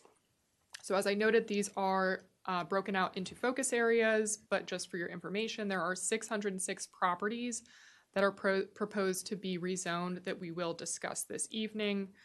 And we did not include the town center master plan in this presentation. We will be, as Katie said earlier, working diligently to come up with the next steps for the rezoning of the town center master plan. We'll be working closely with our consultants on that, but we did want to wait to know that the recommendations of the town center master plan were kind of set in stone, that policy guidance was established before we moved on to implementation.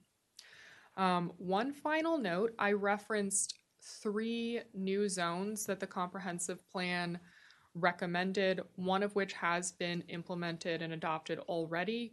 When you see the slides that Jim's about to share, you'll see the existing zone, the recommended zone from the comprehensive plan, and the proposed zone. And in some of those instances where it's one of those 3 zones, we've used a shorthand that just says new zone. But that's not the direct language from the comprehensive plan. You can understand that it corresponds to one of those 3 zones. And with that, I'll hand it over to you, Jim. Thank you, Holly. And good evening, Madam Mayor and members of the council. Jim Wasilak with Community Planning and Development Services. Before we get into the actual maps, I did want to talk a little bit about our zones that we have currently in the zoning ordinance. We have basically 4 categories, broad categories of zones in our current zoning ordinance. We have the R zones. You're familiar with R60, R90. Those are single-family detached zones. We have RMD zones, which are residential medium density zones.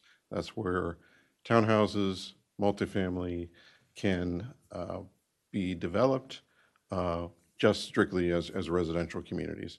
We have MX zones, and those are our mixed use zones. And as you can see on this slide, we have a whole array of mixed use zones. That was one of the major pushes from the 2009 zoning rewrite that we did, that we implemented mixed use zones in large part throughout the city. So ranging from MXTD, which is our mixed use transit district, that zone is located immediately adjacent to the Twin Brook and Rockville metro stations. That's our highest density, potential density zone. We have other zones in the MX category that focus more on employment, that deal with more corridor zoning. If you think of Rockville Pike, most of the Pike corridor is zone MXCD. For mixed use corridor district, that allows for a wide range of uses. Could be retail, office, residential, at a more or less a medium density. It's not a high density zone per se. We also have a number of transition zones. We have a mixed use corridor transition, which I'll talk about later. That was created as a result of the Rockville Pike Neighborhood Plan adoption. And then we also have a mixed use transition zone, or MXT, which provides a transition between the town center and adjacent residential neighborhoods. And we have a couple of others. MXB is our mixed use business zone, probably our widest range of mix of uses. You can have industrial, office, residential, retail, all mixed in that area. And this is located in the Stone Street corridor and also on the Taft Court off of East Goody Drive. And then we have a couple of neighborhood commercial zones. We have one actually called that MXNC. This is for basically what are now shopping centers, but they could redevelop as more of a mixed use development pattern. For instance, the Twin Brook Shopping Center is MXNC currently. And we also have a very low scale mixed use commercial zone. And if you think of the Woodley Gardens Shopping Center, that is within a residential neighborhood, but allows for very kind of low density, low intensity commercial use. The other category of zones that we have is our industrial zones, and that is single use, not mixed use at all. And those are concentrated in the South Lawn Lane, East Goody Drive area. So this map shows the properties that are proposed for rezoning in the comprehensive plan. You heard Holly describe, we have a couple of types of rezonings that we'll bring forward to you ultimately. But this evening, we are talking about the ones that are proposed in the comp plan. And those are shown in blue on this map. You'll notice that the town center planning area is also included, knowing that we will be bringing zoning recommendations forward to you at a later time, and that will be perhaps part of this comprehensive rezoning ultimately, but we won't be focusing on that. You've given policy direction by your adoption of the plan, and we'll be working on bringing some options back for you to consider at a later date. But what we want to do is go through all of the other rezonings that are recommended in the Rockville 2040 plan, but not the town center plan. I do note that there's a whole lot of areas that are white on this map, and that doesn't mean that those properties aren't zoned. What it means is they're not proposed for rezoning, and essentially a comprehensive map amendment technically rezones the entire city, and it's something that we only do after we've adopted a comprehensive plan for the entire city, which we have.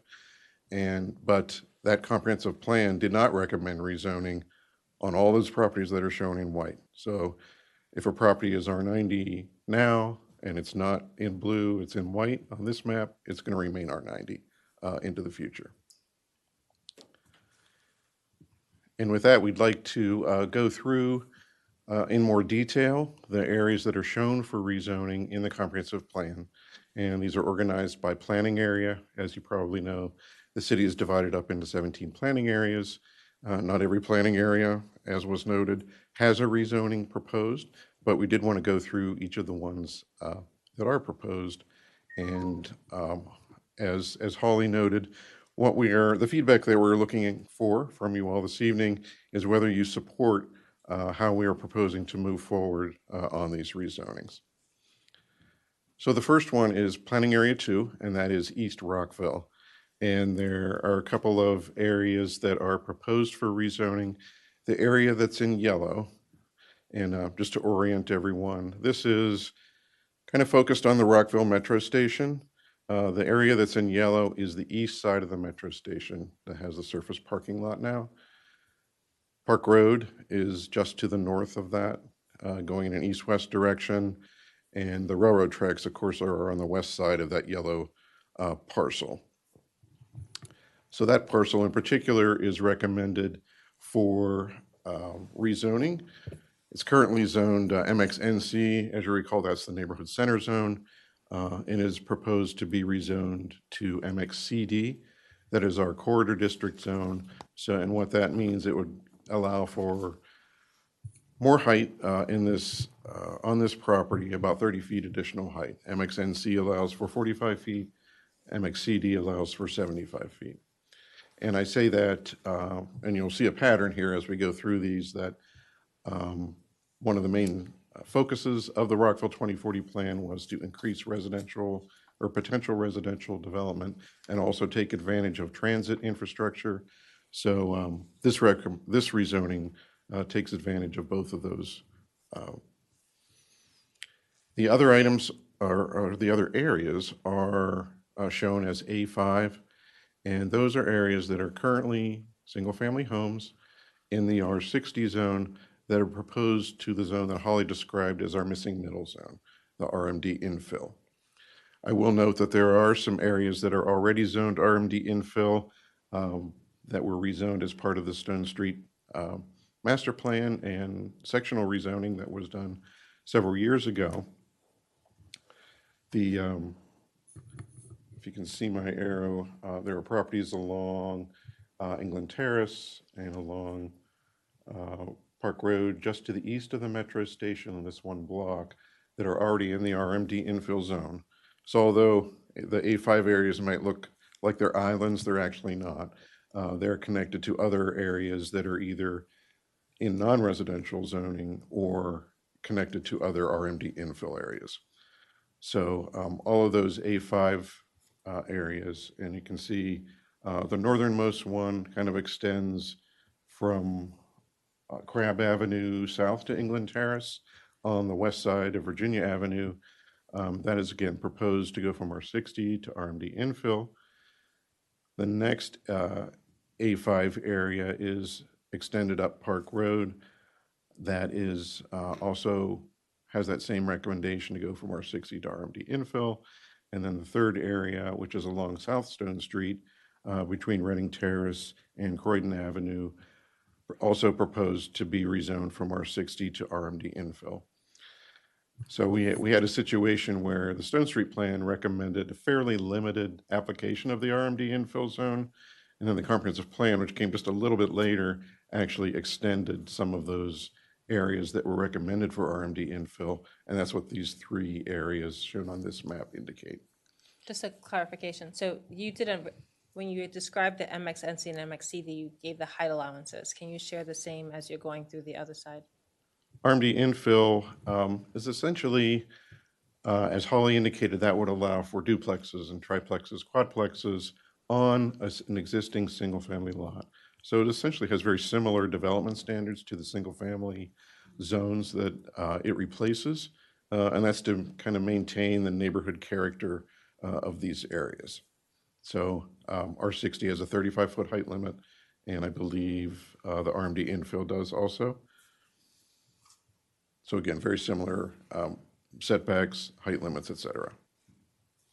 And I recall in East Rockville, there were some places that were like quads, but not six. So I just want to clarify, are we capturing the feedback in whatever agreements that were discussed? The way the RMD infill zone is written now, and as Holly told you, it exists and has been applied in this area, it only allows up to the quadplexes right now. So it will have to be modified somewhat to allow for the sixplexes. And that was because at the time, the East Rockville community really wanted to limit them to the quadplexes.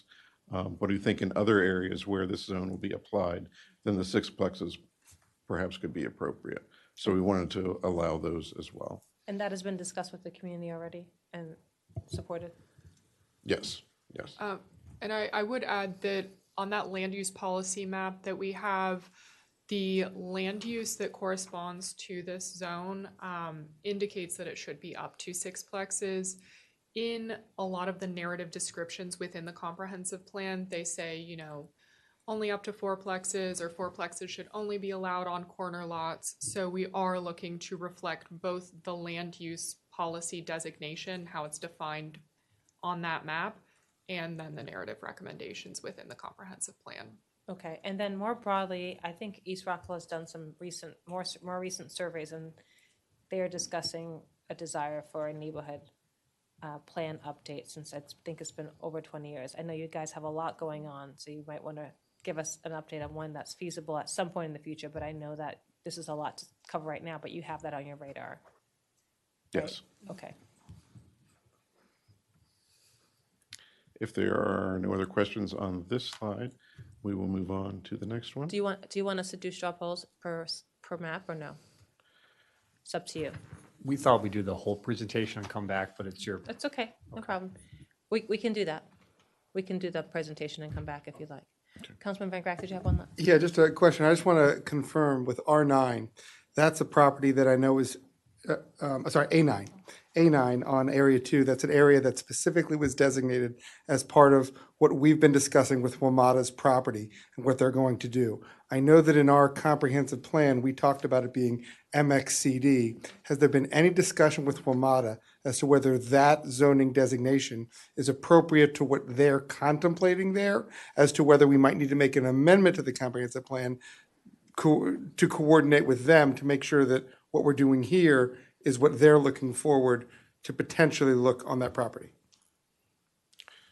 My understanding is that it has been coordinated with WMATA, and asked others to weigh in, but that's what I've heard I believe as that's well. the case. Yeah. Okay.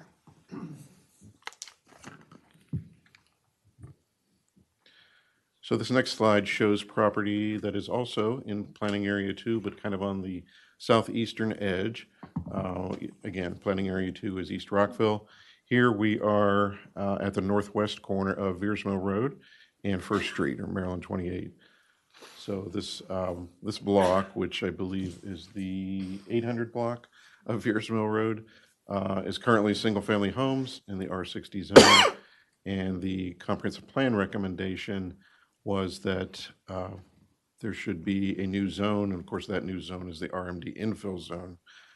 It'll be more apparent how this is related to properties to the east that's actually in the Twin Brook, that are in the Twin Brook planning area. This is kind of the western end of properties that are proposed to be rezoned as a result of the bus rapid transit system that is to be implemented along Fierce Mill Road.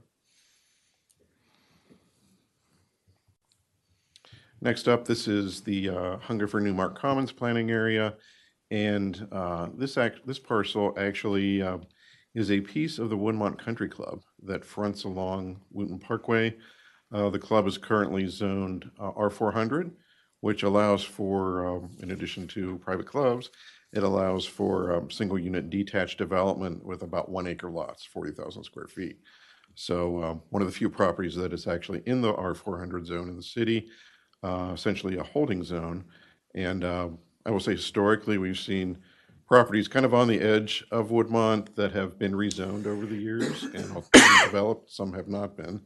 On the Rockville Pike, when the Rockville Pike plan was adopted, the properties along the Rockville Pike frontage that are controlled by the club were rezoned. No development has occurred there. But this property is also, the club is amenable to residential development on this that came out through the comprehensive plan process. And so the plan recommended that it be rezoned to RMD 25. And that again is our residential medium density zone.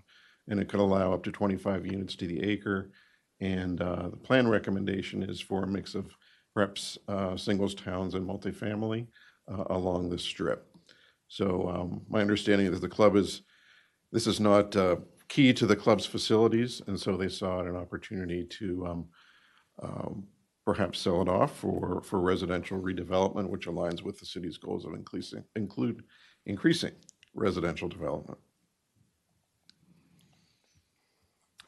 Next, we go to Planning Area 4, which is West End and Woodley Gardens East-West, specifically the areas that are adjacent to the town center planning area. And so there are a number of properties that are proposed to be rezoned here, 4 different categories, I would say.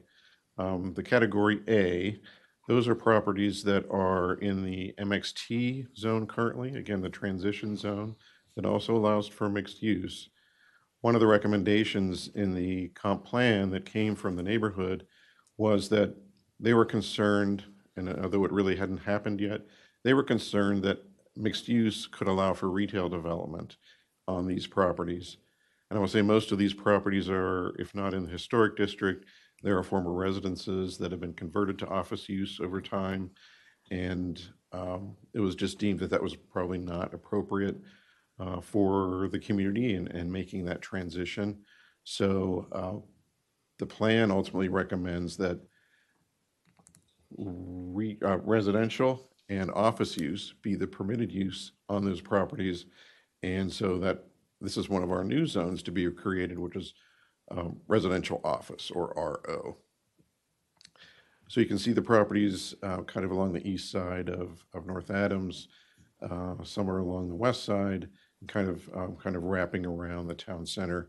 Most of these properties have been in some sort of transition zone for decades and have been fairly effective. So there are some other properties that are proposed for different types of zoning.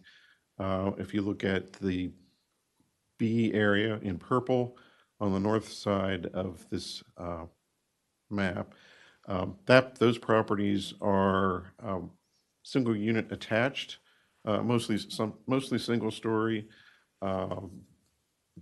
They are currently in the MXT zone, making a transition between the town center and the single unit neighborhood to the west.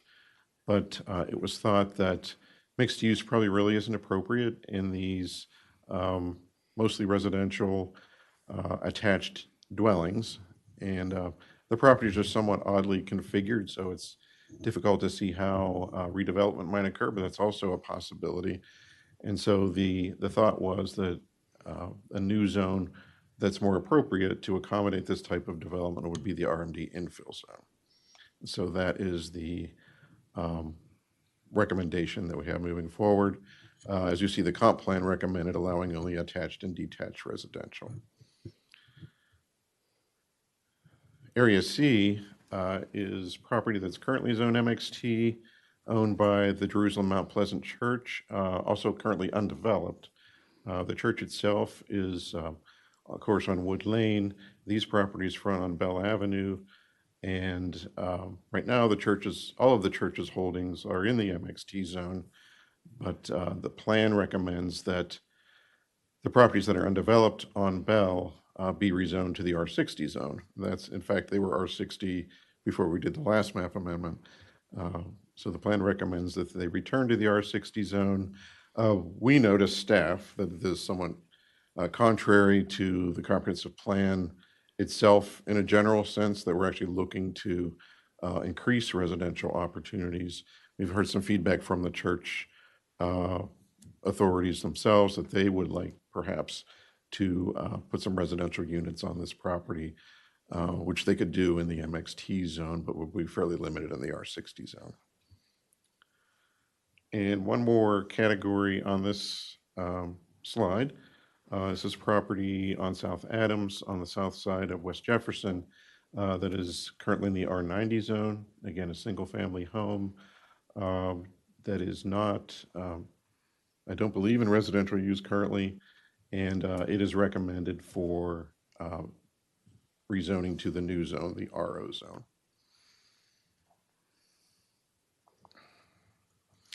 And next, there are properties in the Lincoln Park planning area that are proposed for rezoning. This is properties that are basically between the CSX and Metro tracks and North Stone Street Avenue, north of the MCPS properties that themselves have already been rezoned as part of the Stone Street study. The comprehensive plan recommends that those properties be rezoned from R60, in which all of these are currently in that zone and are single-family homes. The comp plan recommended that a new zone be implemented here, and our recommendation is that the RMD infill zone is most appropriate. That allows for, again, duplexes, triplexes, quadplexes that could occur on this lot pattern, which allows for or reflects the single-family development pattern. There is a little bit of a wrinkle in that the conservation district does not allow for further re-subdivision, so we expect that if there is development to occur in the RMD infill zone, that it would occur on the existing lot pattern that exists here. And next, we're looking at Planning Area 8, which is Twin Brook and Twin Brook Forest. We have a couple slides in that area. This particular slide shows the entirety of the Veers Mill corridor, again, proposed for rezoning to a mix of a couple of mixed-use zones. And this is because of the impending bus rapid transit system that will be implemented between the Wheaton Metro Station and the Rockville Station. And Area A1 is rezoning areas for properties that are in the R60 zone currently, but that would be rezoned to the RMD infill zone, allow for additional residential density in this, what will be a more transit-intensive corridor. I note that the A2 areas are recommended for rezoning from R60 to MXNC in our neighborhood center zone. And that is because there are proposed stops both at Broadwood Drive and Edmonston Drive. And actually what is not shown on the map, but exists currently, is the Twin Brook Shopping Center on the very east end of the rezonings. It's already in the MXNC zone, and there is a stop of the BRT that is proposed at Atlantic, right there at those shopping centers. We have a couple or several isolated sites in this area as well that are proposed for rezoning. On the far west end of this view, you see an area in green, which is A5, and that is a property that's actually city parkland along 1st Street, Maryland 28. If you know the property, you also know it's not very accessible to anyone who really wants to use it. So the comprehensive plan recommended that it be rezoned to RMD 10, which would allow for townhouse development, and that it would no longer be parkland. Just further north of that, at the corner of Baltimore Road, is the Burgundy Park Shopping Center, currently zoned MXC, our low-density mixed-use commercial zone, proposed to be MXNC. So if the center would ever redevelop, there could be additional density and perhaps some residential development on that site as well. And then all the way over to the northeast corner of the map, there's a property at the intersection of Twinbrook Parkway and Baltimore Road, currently in institutional use but zoned R60. And that recommendation there is, should it redevelop, it would be most appropriate at RMD 15, which is again residential medium density, 15 units to the acre maximum. So that would be perhaps a mix of townhouses and multifamily, again, to increase residential development. So now we'll move to the southern portion of the planning area 8. This is adjacent to the Twinbrook Metro, which is that M right there at the bottom of the view. Two main rezoning recommendations in this area, area A8 and area A10, actually the same zoning recommendation. They are both zoned R60, and the comp plan recommended that they be rezoned to a new zone, and we feel that the RMD infill zone, again, allowing for duplexes, triplexes, et cetera, is most appropriate to take advantage of the neighborhood's proximity to the Twinbrook Metro.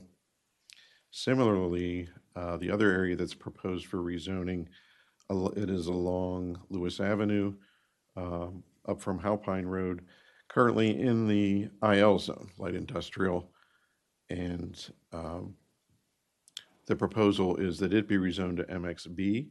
So that would allow for industrial uses to remain, but also allow for redevelopment to more of a mixed use orientation. And this area looks a little bit odd, and that's because it's really a corrective map amendment. We realized when we rezoned as part of the Rockville Pike Corridor, there was a portion of this building was actually the rear of Congressional Plaza, that the zone boundary went right through the building. So if we rezone these two small areas on this property, then the shopping center piece of Congressional will all be in the same zone. And then the residential developments along East Jefferson will also be in the same zone, which is a different zone, MXCT. And the rezoning is for these two small parcels, it will put it in MXCD, which the entire shopping center is currently in.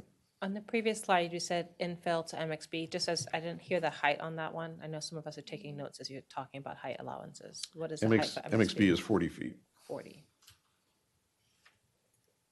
Which is lower than even MXNC. Yes.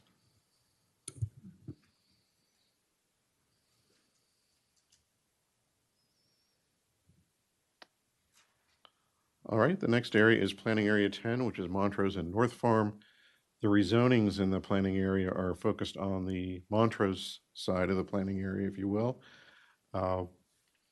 Just to orient everyone, East Jefferson, if you see the yellow strip, that strip is along the west side of East Jefferson Street with the Country Club, Woodmont Country Club property at the north, and then Rollins Avenue kind of along the south of this view.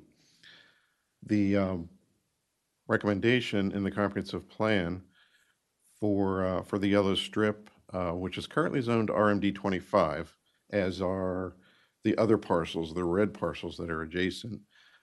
Those are in their entirety the Rollins Park Apartments and the Congressional Towers Apartments.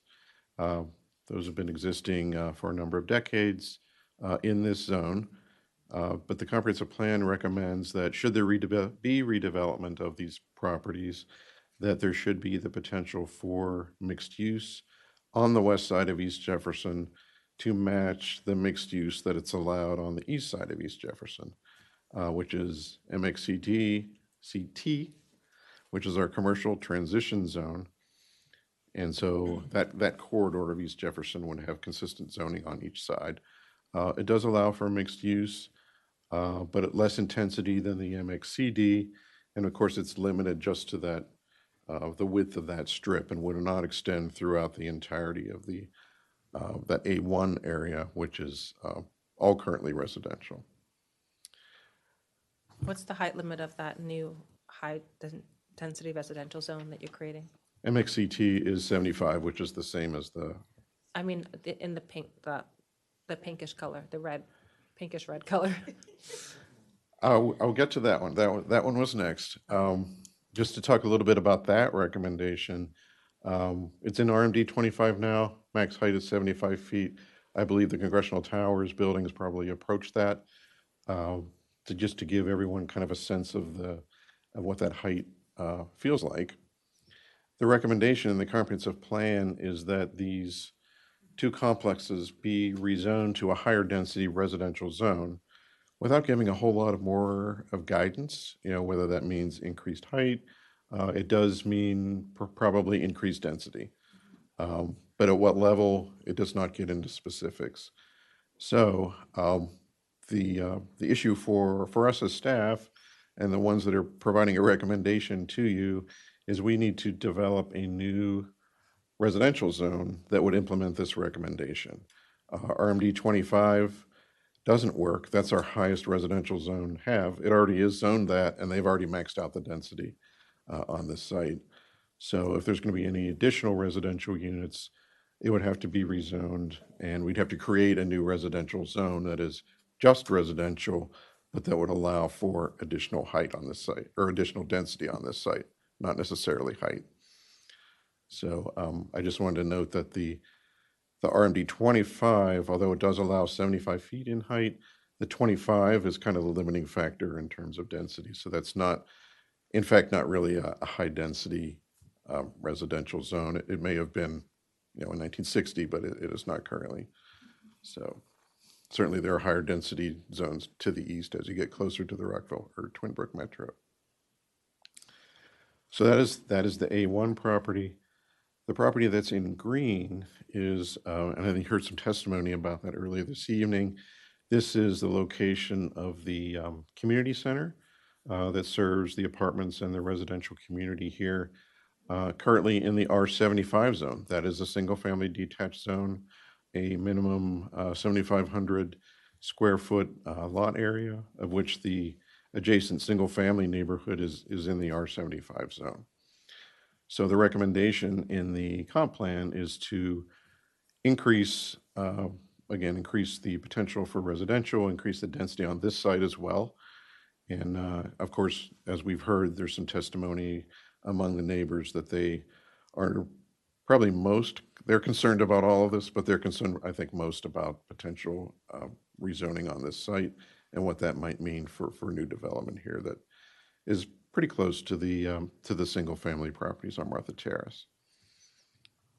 So again, there's not a residential zone. If we were to keep it zoned the same as A1, we don't have that zone yet.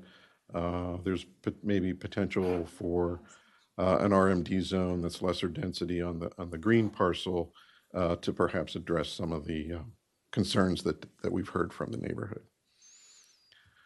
Any questions on planning area 10 before we move on? Councilmember Larry has a question. Just super quick, I think you mentioned it, but what is the height on the Congressional Towers? I feel like you mentioned it. It's 75 feet. It's 75? Yeah. Thank you. And just to clarify as well, by the green area, that's where you have your single family? I mean, those properties in the bottom, those are all single. Just south of that green area, those are the Yes, single families. that's right. The green property has the community center. And you don't have a sense of whether your red area is going to be higher than your green area and the green area transitions, or that's something you're still working through?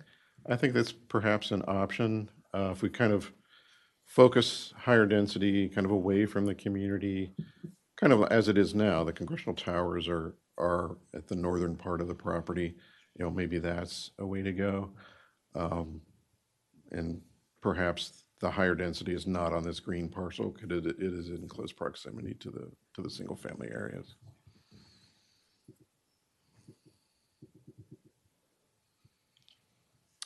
Next up, this is a portion of Planning Area 12, which is Tower Oaks.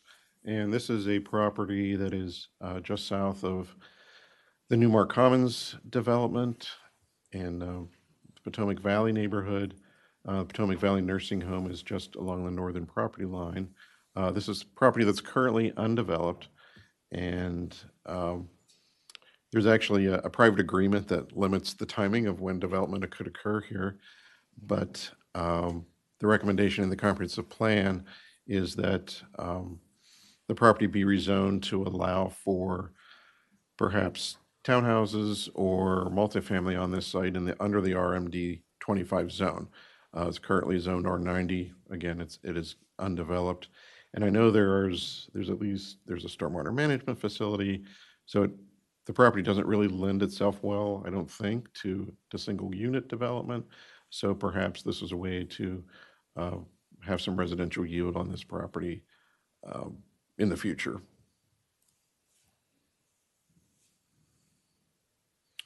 And this is an area that's part of Planning Area 16, or King Farm and Shady Grove. This is essentially the Picard Drive corridor between West Goody Drive and Redland Boulevard along I-270. Was developed in the 60s and 70s with office buildings surrounded by parking lots. And that was under the city's old I-3 zone.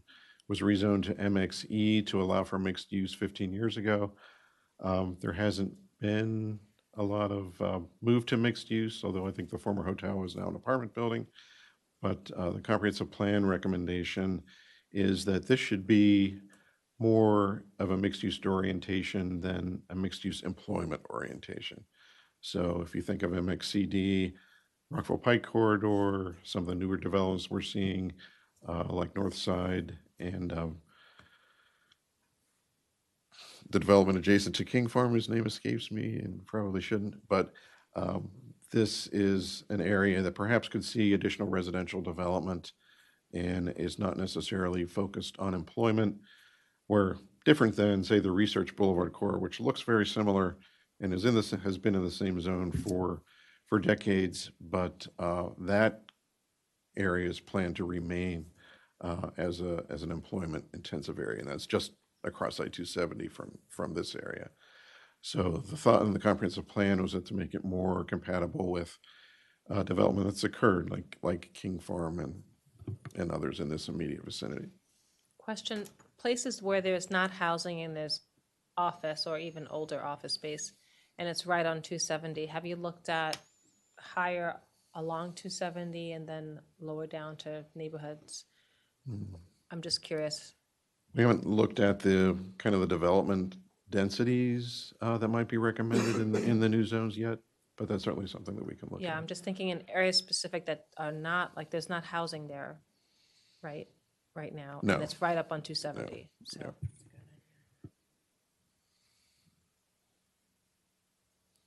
And next we have in Planning Area 17, which is the South Lawn and Redgate planning area. Most of the planning area is in the IL zone, that's light industrial. We do know that there's a residential community here. And so this rezoning proposes to remedy having a residential community in a light industrial zone and rezone not only that community, but adjacent parcels for mixed use. And the recommendation is the mixed use employment zone because many of the uses here are employment focused, albeit light industrial. And so that was the rationale for recommending this zoning change.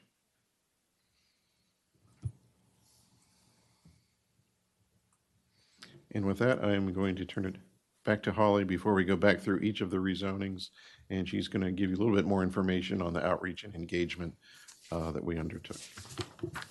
Thank you, Jim. So just to note again, this project that we are doing right now, even though we're still at the middle or the beginning of really considering the actual implementation of these new zones on these properties, this is the product of the earlier effort through the comprehensive plan. So there was extensive engagement that occurred with that effort, but we have done targeted engagement over and above that for this specific project. So as I noted earlier, we did meet with five neighborhood associations starting in June of 2024. To date, we've met with the East Rockville Civic Association, the Lincoln Park Citizens Association, the Twin Brook Community Association, the West End Citizens Association, and the Montrose Civic Association. And if there are additional neighborhood associations that would like to meet with us, we are more than happy to do that. We also had 3 meetings specifically for property owners in November on November 12th, 13th, and 14th. We held those following sending out a large hard copy mailing to 1,107 different properties. So we did advertise in those mailings that the project was ongoing, that you can learn more information at these meetings. We had QR codes that would lead you directly to the sign up and more information for those meetings. At the end of the mailers, we had 4 different languages that the translations indicated, go here for a translation into your own language. And when you went to that web page, it was able to use Google Translate to translate into a number of additional languages.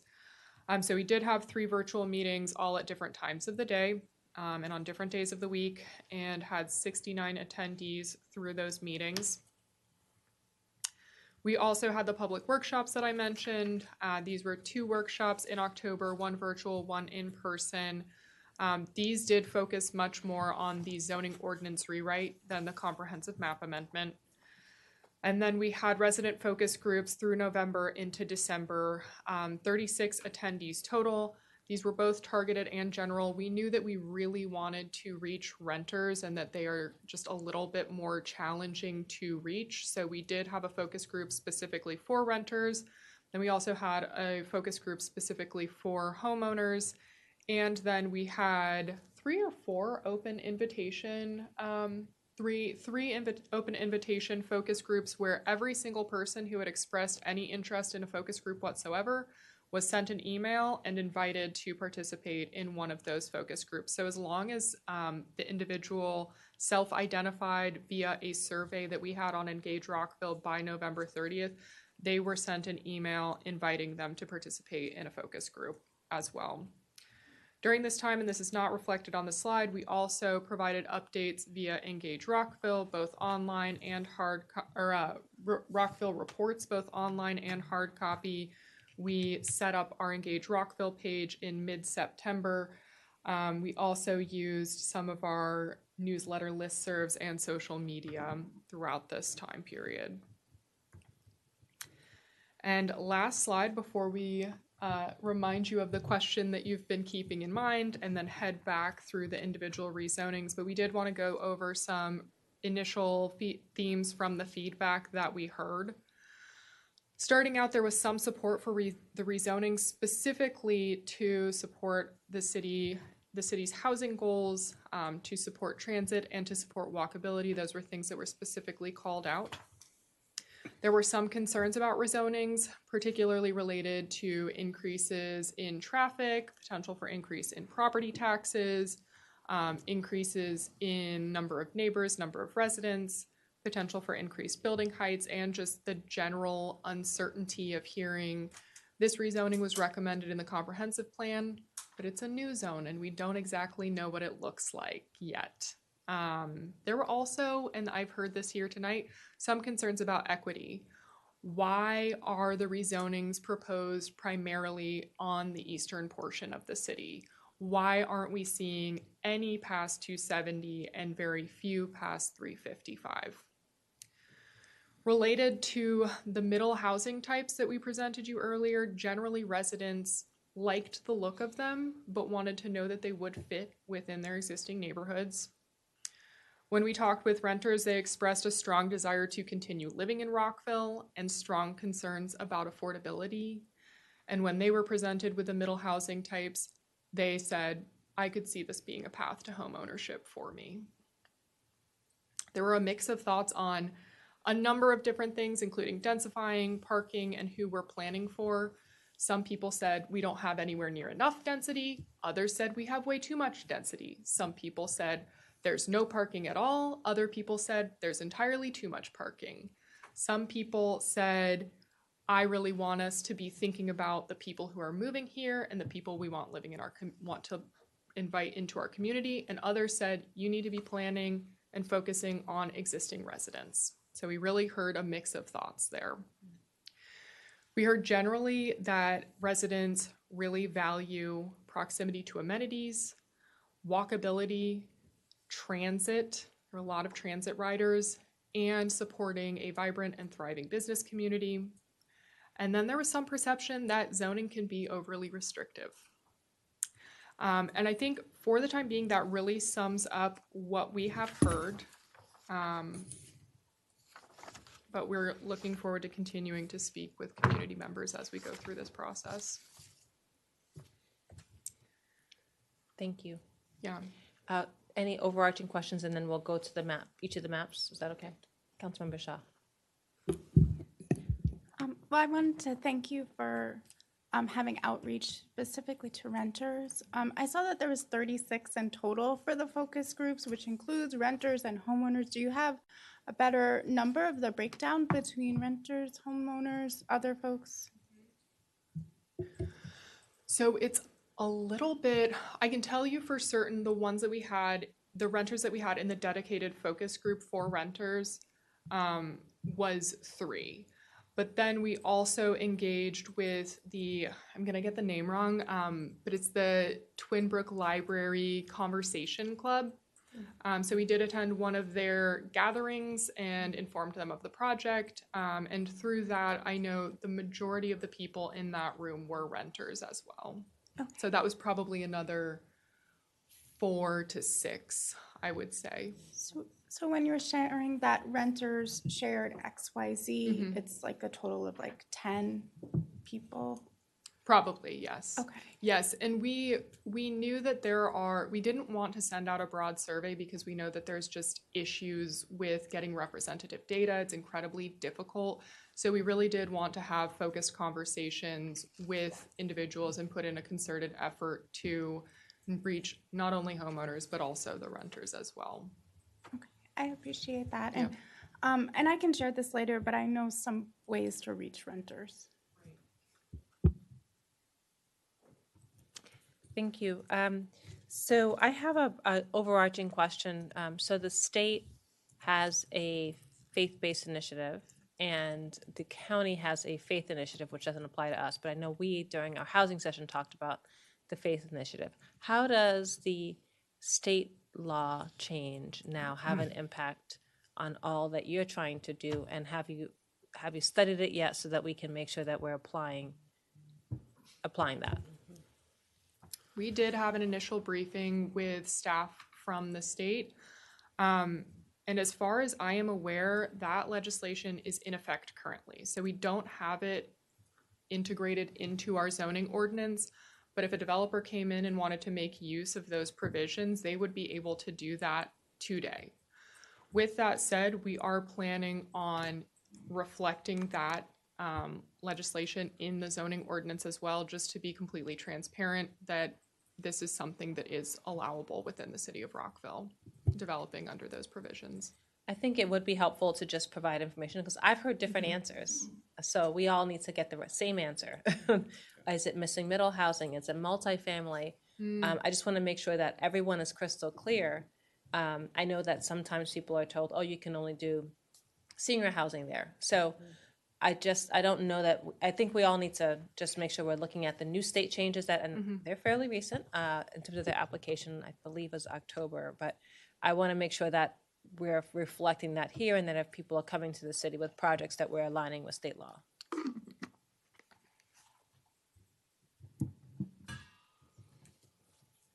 We're still on broad questions. Broad questions, yeah. You have one? Yeah, super quick. Okay, Councilmember Larry.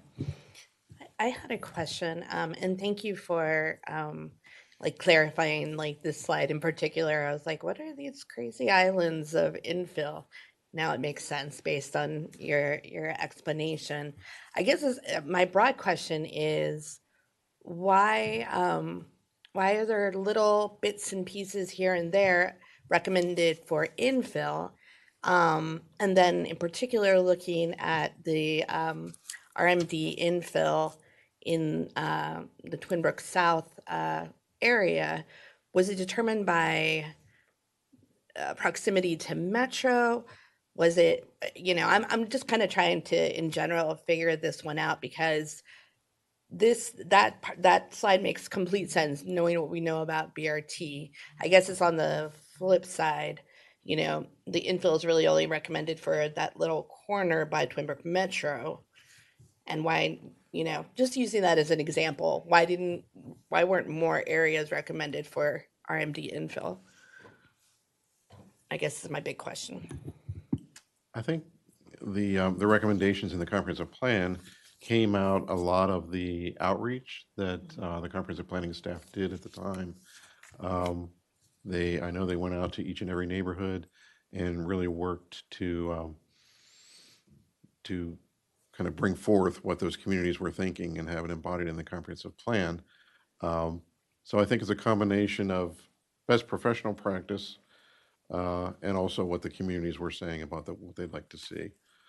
So at the time, and these lines may have been set even before 21, that this is what the community wanted to see in this area. Has it changed over time, perhaps? But this is what they were thinking at the time. Thank you. And I do recall, I was trying to figure out when I went to the session at the Twin Brook Rec Center. Pretty sure that was pre-COVID that we did. Yeah, okay.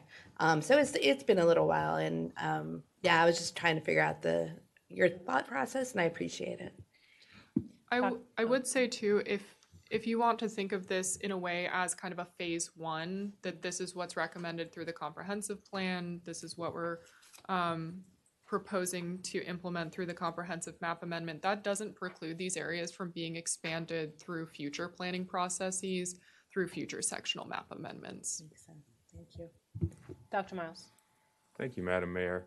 Thank you all for the presentation. Thanks, staff, for answering questions I posed last week. They echo some that have been raised both by your presentation, by my colleague in terms of equity, looking at, why I didn't see any of these plan changes west of 270. I understand the reasons, but they seem to fall hardest on certain sections of the city for obvious reasons, right? Close to transit and such. But that, there are certain neighborhoods that are experiencing a lot of pain, some less or not so. So I think we just have to be mindful about that. The other point that I was going to raise, you mentioned some of the focus groups or civic associations included. I think there were several that could potentially, I didn't see on there, perhaps I overlooked them, like Newmark Commons, King Farm, Tower Oaks as examples. That's all I have. Thank you all. HOAs, that's correct. Mm-hmm. Thank you. Yeah, I noticed that as well. Thank you for raising that, Dr. Miles. I didn't see HOAs, and there are certainly several that will be adjacent or around the properties noted. I also wanted to, when this comes, when you develop future maps, I wonder if we could also have numbers on the property. So some of the maps have the address numbers and some don't. Some have really good labeling on streets and some have less labeling. So just some consistency helps us to identify the properties. It was extremely helpful to have you talk through with us on every parcel that you've studied. But when we reflect, it would just be good to have that information so we can remember exactly what property you're talking about.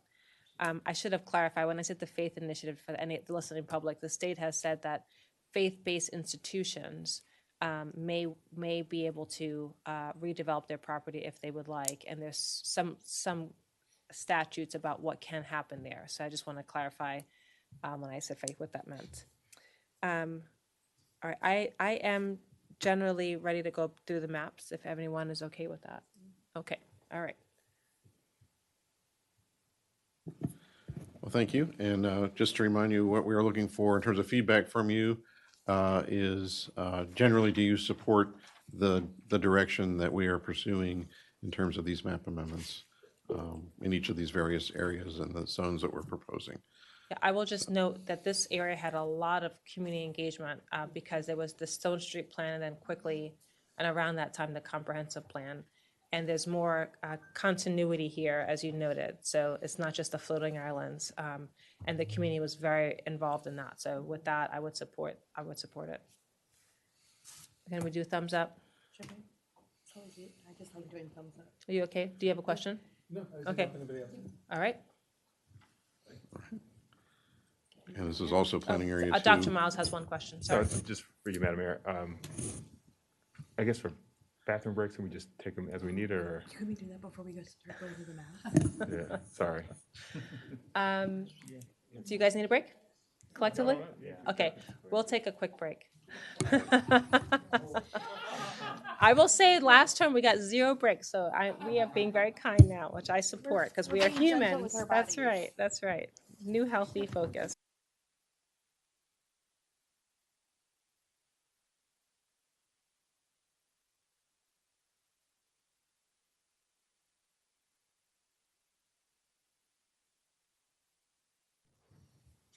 Good evening, Rockville. It is still January 27th, and we're reconvening meeting number 3-25. We're in the middle of our zoning rewrite discussion. Welcome back, Jim Wasilek and Holly Simmons. I know we were going through the maps to give specific feedback. I had one other general comment that I wanted to share. The sheet was super helpful. It doesn't have the heights on there, so I wonder if we could add them for each of the zones. Is that okay? I'm watching my colleagues take notes, so I think it would be beneficial to all of us. Yep, we can Thank you. definitely do that. So continuing on with our discussion, still in planning area 2, which is East Rockville. And this particular area is at the corner of First Street and Beersman Road and recommended for RMD infill. Did you hear any specific feedback about this? No. And these are single-family homes to RMD infill, Yes. and they have large lot sizes. Any questions? So RMD infill is 35 feet and would allow for duplexes, multiplexes. Councilmember Valeri.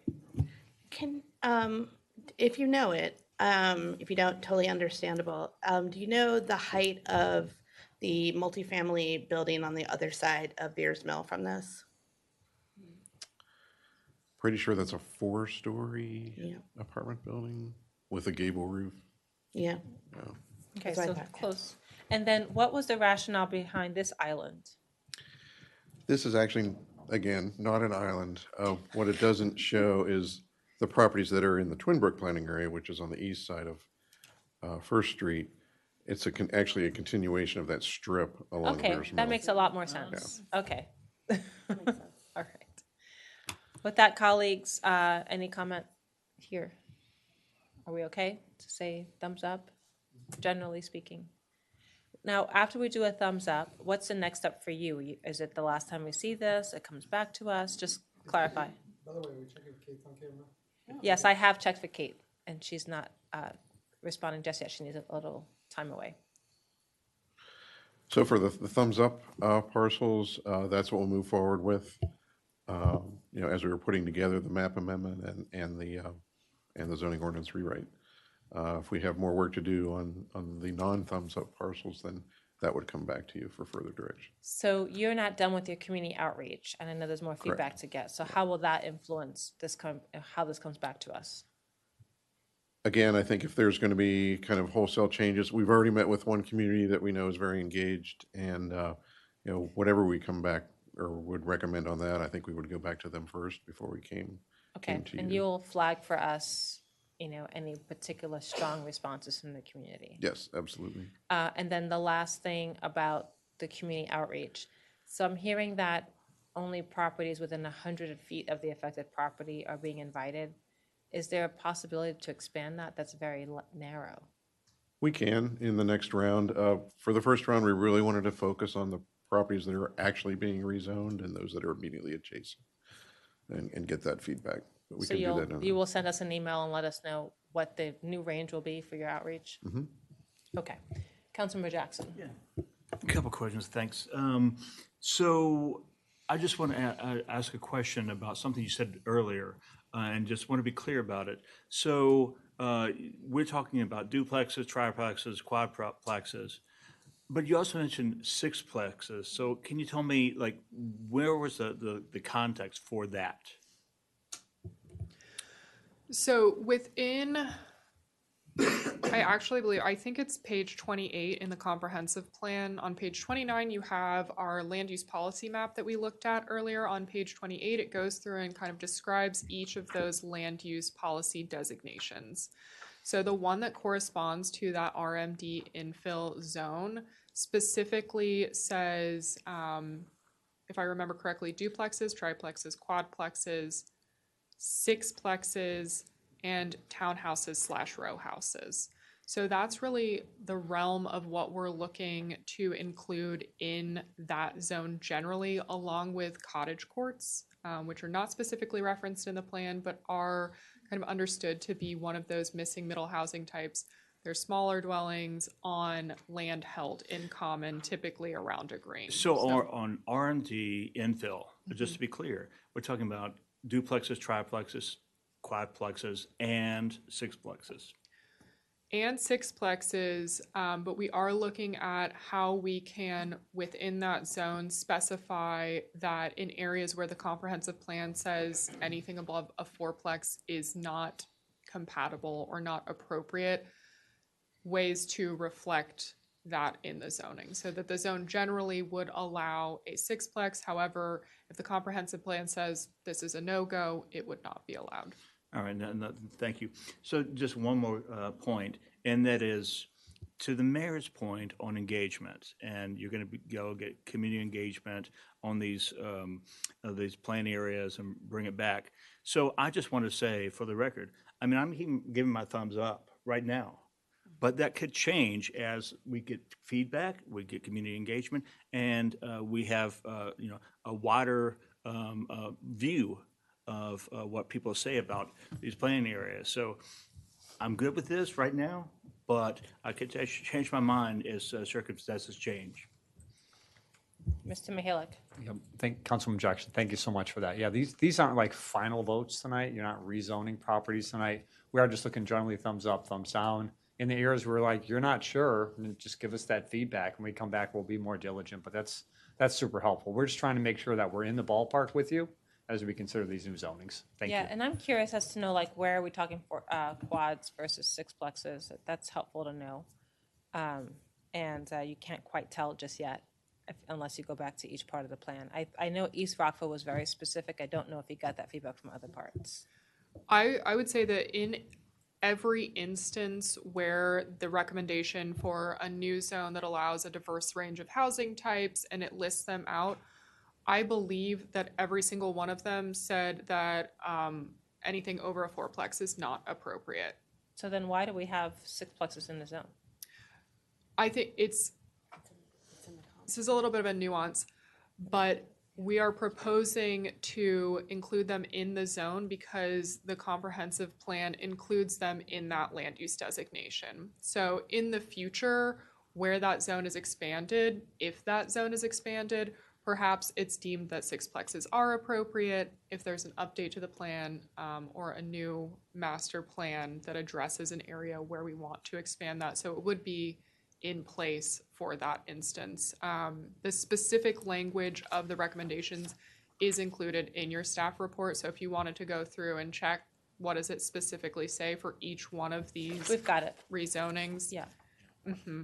We've got it minus the height, so we would like to have that. Oh, it's Appendix 2, the proposed rezonings to implement comprehensive plan recommendations. So I think if you have in front of you the descriptions of all existing and proposed zones, that specific language isn't, it's not reflected for each one of the recommended rezonings, but it is in that appendix or attachment 2.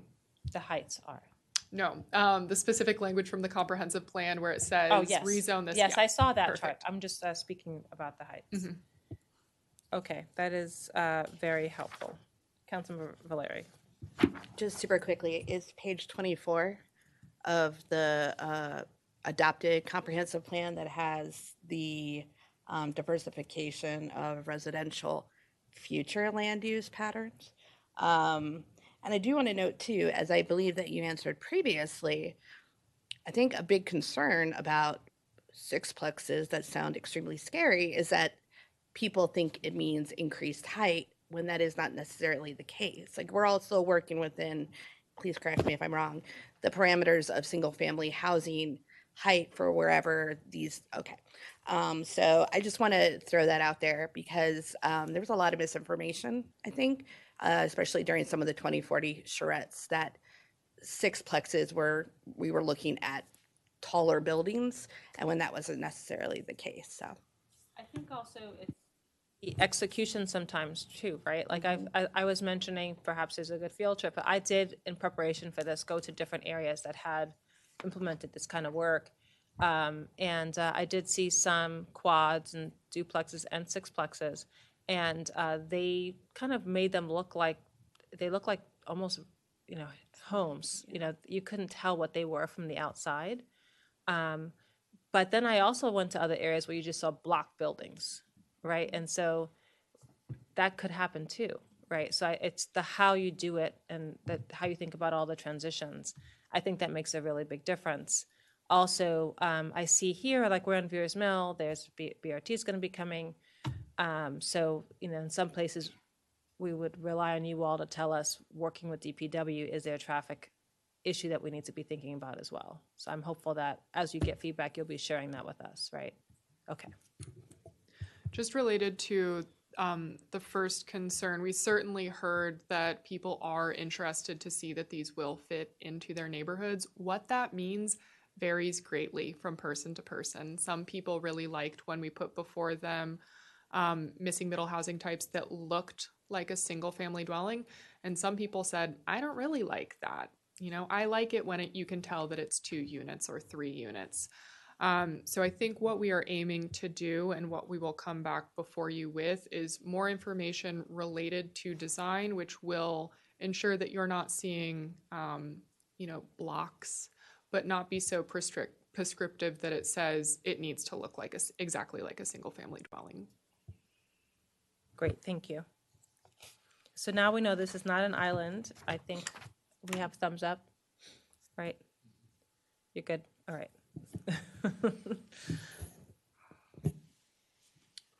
So this is the golf area that the country club that might sell off land. Right. This is the portion of Woodmont Country Club proposed to be rezoned to RMD 25 to allow for residential. And this was already done in consultation with them? Yes. Okay, all right. Were you thumbs up or down, guys? We have an up but question from Councilman Valeri. an up but sounds wrong. Was there any feedback from the Hungerford community on this one in particular? I don't believe that they have a civic association, but I could be wrong. They do. They do. Like it's okay, that's right. active and sometimes inactive. It's, I don't recall specific feedback on this, but we can look into that. if you need a contact there, just let me know. There's the civic association. There's also mom groups or parent groups. Sure. That would be helpful on this one. I'm still, a thumbs up generally, but I would be interested in hearing how they feel about that one. This is RMD 25, which is that would allow 2-unit multiple dwelling units. So this is more. These are not necessary. This is 75 feet. Yes. And across the street are single family. Yes. And do you have any transition discussions on this, or? Not specific ones.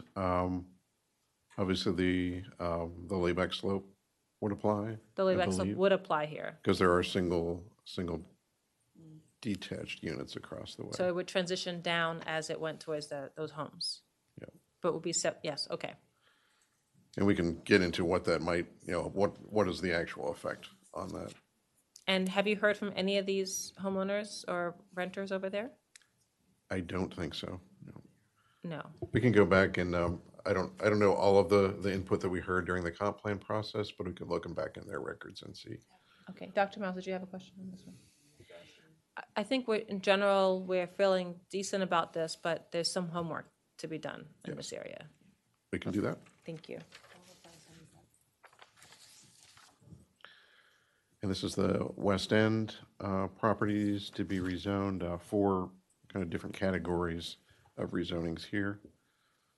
Can you remind us of what B is here? B What property is is that? That is, this is a block on North Adams Street that is basically single-story attached residential units.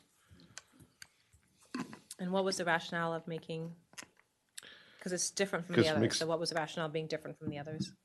And mixed use really doesn't make sense, just because they are all attached and single-story.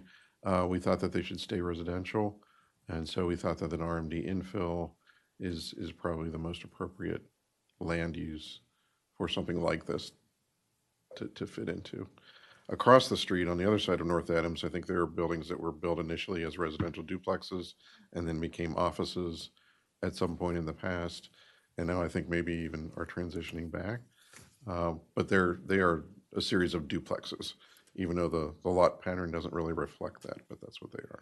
And I know that many of the items in A, some of them are historic properties, Yes, right? So that's partly why you have that, but B is not historic. correct. So you're saying that could turn into, it'll still be 35 feet, but could have some more diversity in missing middle. Yes. Okay. And what's the feedback you got from the community on this? I don't recall that we heard any feedback on this particular Well, you all, recommendation. you all presented this. I know for sure that you presented this. Yeah. Right. So during, when we came and visited the West End Civic Association, I think the support, generally residents seem to support this. There were some questions, one specifically about an existing yoga studio, whether that would be able to persist. Generally supportive. The one thing that I would call out is the recommendation in green C, which is the Jerusalem Mount Pleasant Church. We did have attendance from church representatives in our property owner meetings, and they expressed that they were concerned about this proposed rezoning. The comp plan takes what is currently zoned for mixed use transitional, allowing some multifamily, and recommends downzoning it to a zone that would only accommodate single family detached development. They expressed that they had considered improving the property with multifamily, and they thought, this is really going to keep us from doing that. So this is the one area in all of these recommended rezonings that we thought the comp plan itself is not really consistent. It has these recommendations about diversifying housing, increasing housing opportunities, housing affordability, and here where it recommends downzoning and kind of taking away those possibilities for this piece of property. So I would note that that is the one area here that we did think the comp plan itself is internally inconsistent.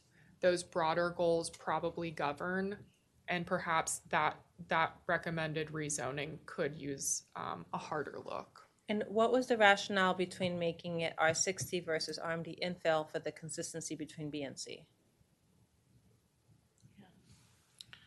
I think some of the rationale is because there are single-family homes just to the west of those properties along the south side of Beale. Whereas that block of North Adams has the attached and duplex northward, but the kind of the east-west street has single-family homes. Yeah, I think we'd love to I would like to get more information on this. The other piece that I know I raised before is because you're creating a new residential zone, you don't have the clarity on the layback slopes in this, to my understanding, correct? Well, that's true because we're creating the new RO zone that allows for residential and office.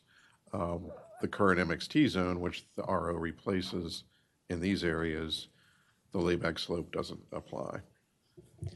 And just to add to that, what we have been thinking generally with this zone, and this is certainly subject to change based on mayor and council's input, but we have been generally modeling it off of the existing MXT. So that doesn't mean that it needs to be modeled off of the MXT, but we have been thinking just keeping those, changing the uses that are allowed, but keeping those requirements and regulations in place that have been operating there for a number of decades could make sense. I would also note that conceptually, this is still a mixed-use zone, and I think the designation that we've chosen for it, RO, is maybe a little bit deceiving because it is still having a mix of residential and office uses.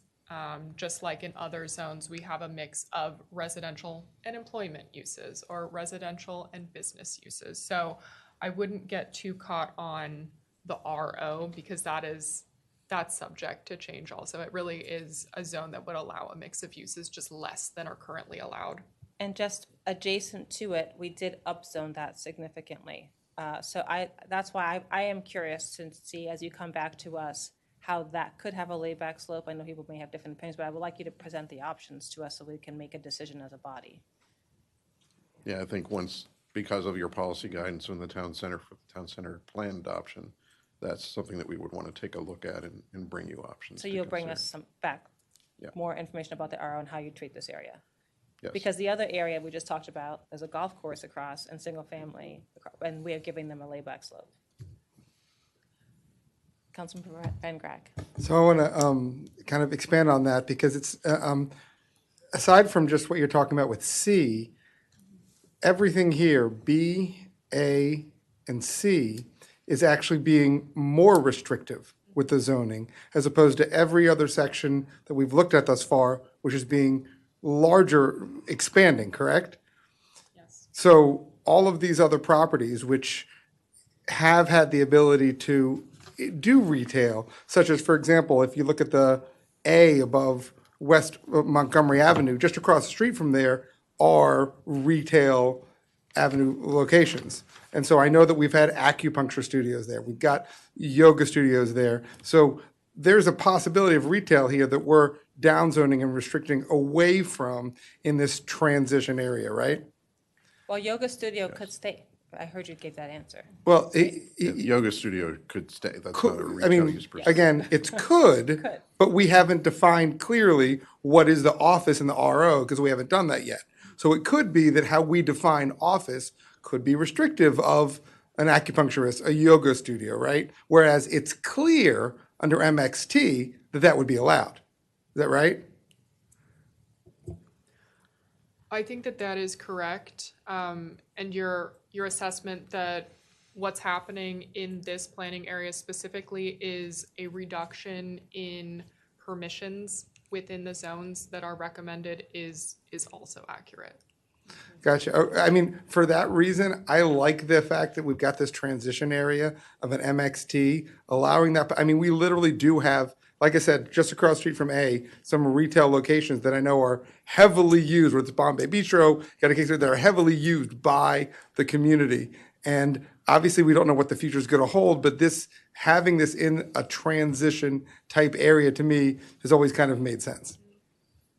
And I think the comprehensive plan recognized the difference between what's MXT and does not have retail, and those properties like Bombay Bistro and the adjacent little strip mall that have retail, they're also in the MXT zone. So they're fine, and they're not recommended for rezoning. So they're going to stay and keep the ability for retail. It's the ones that don't have retail now that are recommended for the RO. But also, by the same vein, if something's been designated as MXT, there could be additional value in that property, knowing that retail's possibility, that we're downzoning and restricting their potential use in the future. We can't go into the minds of a property owner of what they will do or what the value of the property could be, but we are making that use of the property more restrictive than assuming they bought it in the time that it was MXT, what it was. Yeah, and I would say you all promised, I heard you tell in the community, said that kind of offices like yoga studio, wellness studio, that was okay. I just want to make sure that's not a question mark, because I did hear that. Yeah, I believe that is okay. We would allow that in where we allow office use now. so Right. that should be fine. And these properties are, the other interesting caveat about them is that they are mostly historic. Yes. So 1800s, around that range. Okay. I would say so. So I think this is an area that we need more information on, like how you're defining RO, what are the challenges there? And I also would like to see more the feedback from the church, because I think some of their concerns are valid. And I know that they had confusion about the letter themselves, because someone came to visit Mr. Mihalik and I shared that with him. So it sounds like an additional meeting with them might be helpful. Councilmember Valeri. I second everything that Madam Mayor just said. So the other thing that's really striking to me is in this entire planning area, we're only looking at one strip of properties for RMD infill. Can you confirm with me, I believe my memory may be correct, if you know, but that B is actually naturally occurring affordable housing in this area? I would say yes. Okay, so I would be interested in seeing more than just the only NOAA in this area being put forward for RMD infill. And I understood when you explained, that because of the structures that you might not have a lot of flexibility in redevelopment. However, I'm looking at that little strip of property, and then I'm looking at the larger lot sizes in and around it. And I don't quite understand why we wouldn't have or encourage, even modest RMD infill of duplexes. Let's start low. We can always go up. In order to actually get to the housing options that we need. I think the one thing that we heard, and what I keep hearing, is that so much more density is going to create a lot more problems. I totally get that. It's something we're going to wrestle with, but we're leaving on the table modest density increases, like allowing duplexes in a neighborhood where there are actually historic duplexes as well. So that would be my perspective. That's the thing that really struck me, that of this entire area, the only place that we're looking at for rezoning for RMD infill is NOAA. And the only, if I'm not mistaken, if just looking at this map, because I think the other is farther north, it is the only naturally occurring affordable housing. There are others in that area. To the north, though. Yeah, to the north and then to the left as well. But yeah, North, I was yes. just saying like this map. And then in front of these properties, we have the opportunity for the 85 plus. So on the right side, that got upzoned significantly.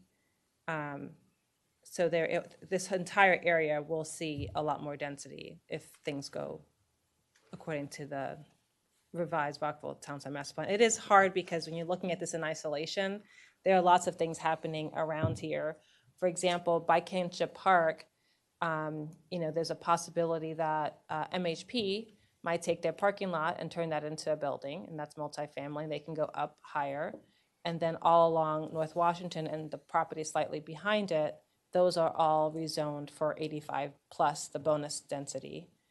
So there's potential for a lot of activity in this community. But I think in general, I do have concerns about the floating B, and then see if the church has concerns about it. So that, for me, I would like to get more information on that.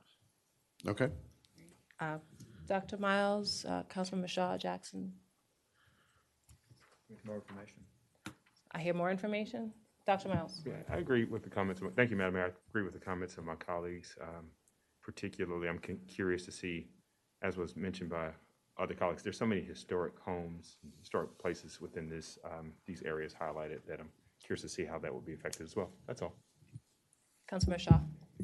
I agree. I would like to see more information, particularly for the B area. And also, C might be a moot point because of the state law. Yeah. So, right? So when you go back and analyze state law, that might change. Correct. Yep. Okay, all right. That's really good. So before we leave this slide, any concerns with the A and D areas, other than what you've already talked about? No, and the property owners have been engaged on this, of these specific properties? Yes. Okay. They And all received letters. They all received letters, but you didn't hear from them? Not really? I don't think so. Okay. Councilmember Van Graag. I'll just be clear, at least on A, I do support retaining the MXT. I'm okay with the RO. All right. Okay. It sounds like there's a more information section. Yes. And Okay, I this think is- also just clarity on what kinds of businesses can go versus not. And also, they can go back to residential, Yes. correct? So next slide, this is the Lincoln Park planning area, properties between the Metro CSX tracks and North Stone Street would be proposed to be rezoned from R60 to the RMD infill zone. So can you share the feedback you got on this? Because I heard you got some. I think that most of the feedback we've gotten has been through the Civic Association meetings. And there's a lot of concern that some of the folks that are active now were not active when this recommendation was brought forward, and so really weren't aware that this was in the offing.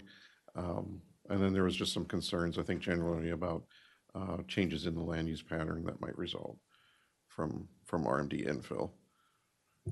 So some of the feedback that we heard also is particularly concerned around the Ashley Avenue portion. The infrastructure there is so narrow that it could create a lot of problems. And I have driven the street. It's a two-way street, but it really is kind of a one-way street. Seriously, you can't even park on both sides. Yeah, I don't think there's enough right-of-way there, and the city limit is right there, so there's not Yeah, enough. so I'm just curious about that northern edge. Is that an infrastructure that can support it? Or can you make the infrastructure support it? So Jim, it's okay. I'll talk that one because Mr. Mihalik? I was in the same meeting with you about the Civic Association. What I shared with them is if that property north of Ashley Avenue is annexed into the city and redeveloped, then we absolutely can and will require them to improve Ashley Avenue and make it a better street than it is now. But it's a big if. If it's redeveloped. If it's redeveloped and if it's annexed. Correct. Yeah. It's the gas. Yeah, and are there any concerns about what could actually go there because it is a former gas facility? Oh, they would absolutely have to do an environmental study on that property before we'd allow any redevelopment of that. Yeah, because I do think that actually they have readers out there. Miss Sarah Taylor Farrell might be able to share some of her personal experience there, but I don't see how that is happening Understood. in the short term. Yep. Dr. Miles. Okay. Councilman Valeri. I just want to put a pin in the fact that, and we heard it tonight as well, that as part of this process, we're actually getting a lot of good feedback for things like our Vision Zero plan, where we could be looking at transportation infrastructure improvements. And, what we've heard about Ashley Avenue is not necessarily that the housing itself is the issue. It's traffic. The existing traffic patterns are the stressor. That's what we heard very loudly and clearly from the Montrose community. Absolutely. If we're just talking about zoning and we're not actually getting to the heart of why these are the stressors and why these are dangerous for people, then it doesn't matter how we zone it because we're just going to keep replicating the problem. So I just want to put a pin in for, let's think down the road, maybe when we have our Vision Zero presentation, that it might be something that we could do concurrently to use the opportunity of getting this feedback to make some very smart, strategic, and ultimately safe infrastructure changes. And you have 112 not in that zone. That's industrial, is that right? Yes, those two properties are kind of in the middle of the A4s are zoned MXB, mixed use business. So is there a reason that you didn't allow more flexibility there to have residential or business? The MXB affords that. MXB would allow the residential.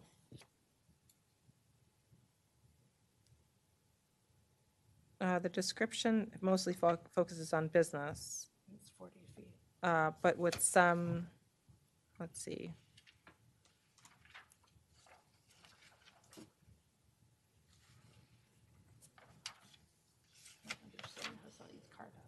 Yeah, it's an interesting carve out.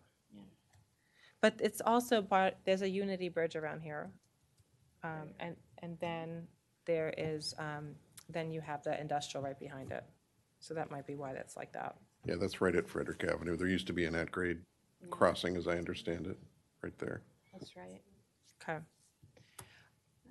For me, I mean, I could support this if we made traffic infrastructure, but I don't think that the northern part, I think the northern part is problematic without traffic infrastructure. I want to do qualified. So that would be a qualified for me.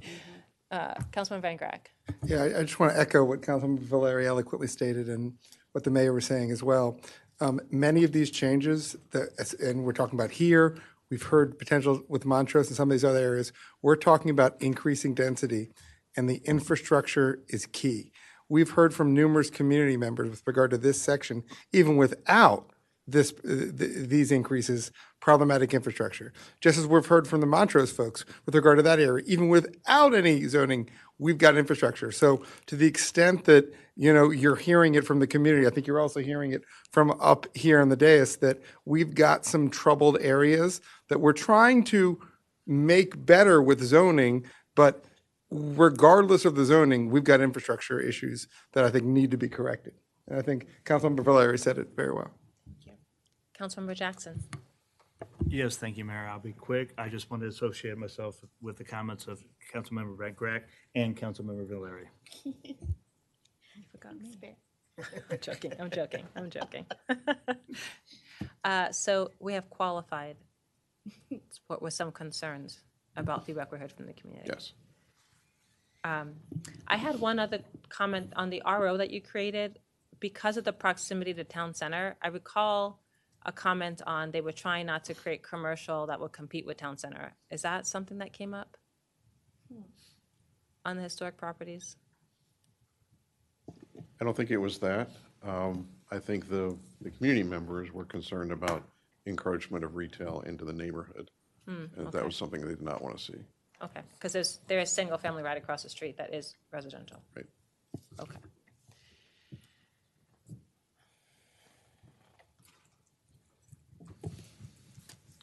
All right, Twin Brook Planning Area. This is primarily the Veers Mill corridor, anticipating bus rapid transit. And then there's some isolated rezonings on the north side. Two comments. I had asked Mr. Waslick earlier today, why were those floating A2s, and just for the public to be aware, that's where BRT would be. That's where the stops station. would So be. you Yeah. you upzone those areas by the station in particular. Yes. And then allowed for greater density all around. Question about A5, you're changing it from park to allow for residential. Would the city consider partnering with like a Habitat for Humanity or an affordable housing provider to put something there? And is that on our list yet? It's not on our list yet, but of course we'd consider that. Okay, all right. Colleagues, are you good with this section? Are you good with potential partnership to provide affordable housing? Definitely. This is for the A5. It's a city parkland that is not not really really a usable. park, It's not usable as a park. I mean, it's there, but if you walk by it, it's like. You wouldn't know. It's not a park, yeah. Councilman Shaw, did you have a question? Or comment? You're good? Okay, all right. Is Kate back on? No. I thought I saw her. Let me see. Councilmember Fulton, if you would like to speak, we are pausing. I swear I saw her. Okay. Councilman Shaw? Just based on your question, just where appropriate, we would always try to work with affordable housing developers, right? Where Absolutely. I just said that specifically because we own that land. Yeah. We have a lot more control on that. So it'd be about us being intentional. Yeah. Okay, I don't see any other hands. So all of those recommendations are good. Yes. Okay. And attention on A5. Right, this is also in Twin Brook, but in the southern part, recommendation for R60 to RMD infill, and then from IL to MXB on properties along Lewis Avenue.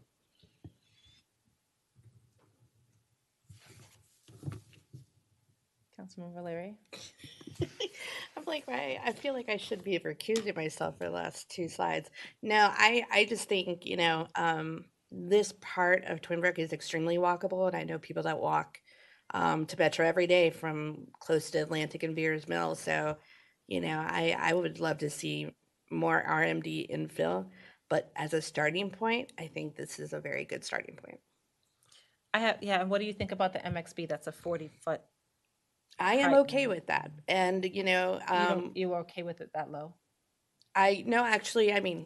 I'm okay with just about anything. I actually thought that it was higher, the MXB, but frankly, because we're even getting to the mixed use part of MXB away from the industrial light, that in and of itself is going to be a game changer for that part of Lewis, coming out of, warehouses and manufacturing to things that and places that residents can walk to easily.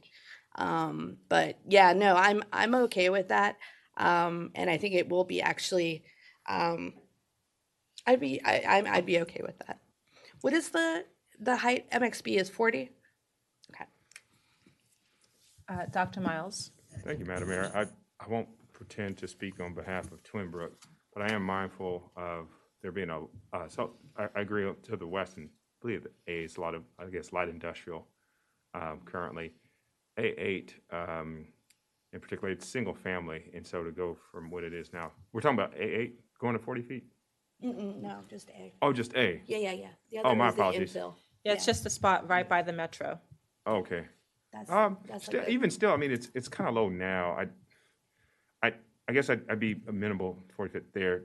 A8, we'll talk about shortly. I'll reserve comments. Thank you. Councilman Van Grack?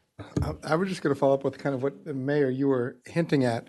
If we're going to look at what we're doing to town center in that almost very similar area right next to the metro, we're talking about actually in the MXCD area. In the MXCD area, I see a huge potential in this area, future, especially if we're talking about getting WMATA at the next phase to look at Twin Brook, and I don't want to necessarily lower the potential of this area. I mean, I clearly am fine with MXB, but would even consider an MXCD that would potentially have a greater density right next to one of our key transit areas. But I also yield to Councilmember Valeri, who knows this area extremely well. Yeah, and I will just note that, just so we know, the MXB is 40 feet. I was curious as to why we did MXB versus not MXNC. That's at least 45. Maybe it's the business types that is the difference. MXNC, mixed use neighborhood commercial, which allows for moderate density. Or the MXCD. Or the MXCD. And then the MXCD, they would have to do layback slopes to the single families. Correct. Yeah, because there are single family across Lewis Avenue. Right, so there would kind of be a taper down on height, right next to the single family. I think the land use recommendation MXB is because there are existing industrial uses there that could continue under the MXB zone. What did the town center master plan say about the, did it call for MXB, or did you guys? Town center plan, no, Not the town, the comprehensive plan, sorry. Comprehensive plan recommends MXB here and along the Stone Street corridor away from the metro. So kind of between the metro and the MCPS properties is also MXB. So it's similarly situated. And the area in East Rockville that is right by the metro, what's that designation again? There's some MX property. NC and MXT, and then further north there's MXB. A similar situation. There's a lot of industrial uses, and that zone was created to allow those types of uses to remain. I was just curious if we're treating the area by metro and Twin Brook similar to what we are doing in East Rockville. Rockville Station. And we can certainly look at that. I tend to think generally it is, because right at the metro station, the Twin Brook Station PD allows for greater density than we even have at Rockville. So, perhaps we could look at some of the, adjustments to some of the properties, but that's not what the comprehensive plan recommended. Understood. So. Okay. I'm only talking necessarily about 8 in particular because it's right by the metro. So, Councilman Valeri. So I actually appreciate, thank you for bringing up the consistency. And just, I think that speaks to the equity issue that I mentioned earlier, in however we are treating the analogous areas along the rails, as it were, to be consistent. So, and I do recall that during the 2040 plan, all the ILs, all the industrial light, were moving to MXB because that was when we were like, oh, not just manufacturing.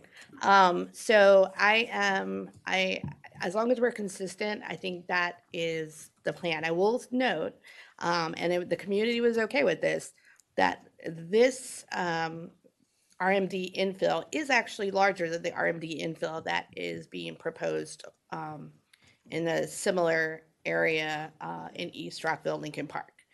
So I conversely would say to be a little bit more equitable there as well, where there are actual longer properties than what we're looking at here in Twin Brook. But suffice it to say that I was there, I heard the community feedback firsthand. I'm sure I will hear it later as well again.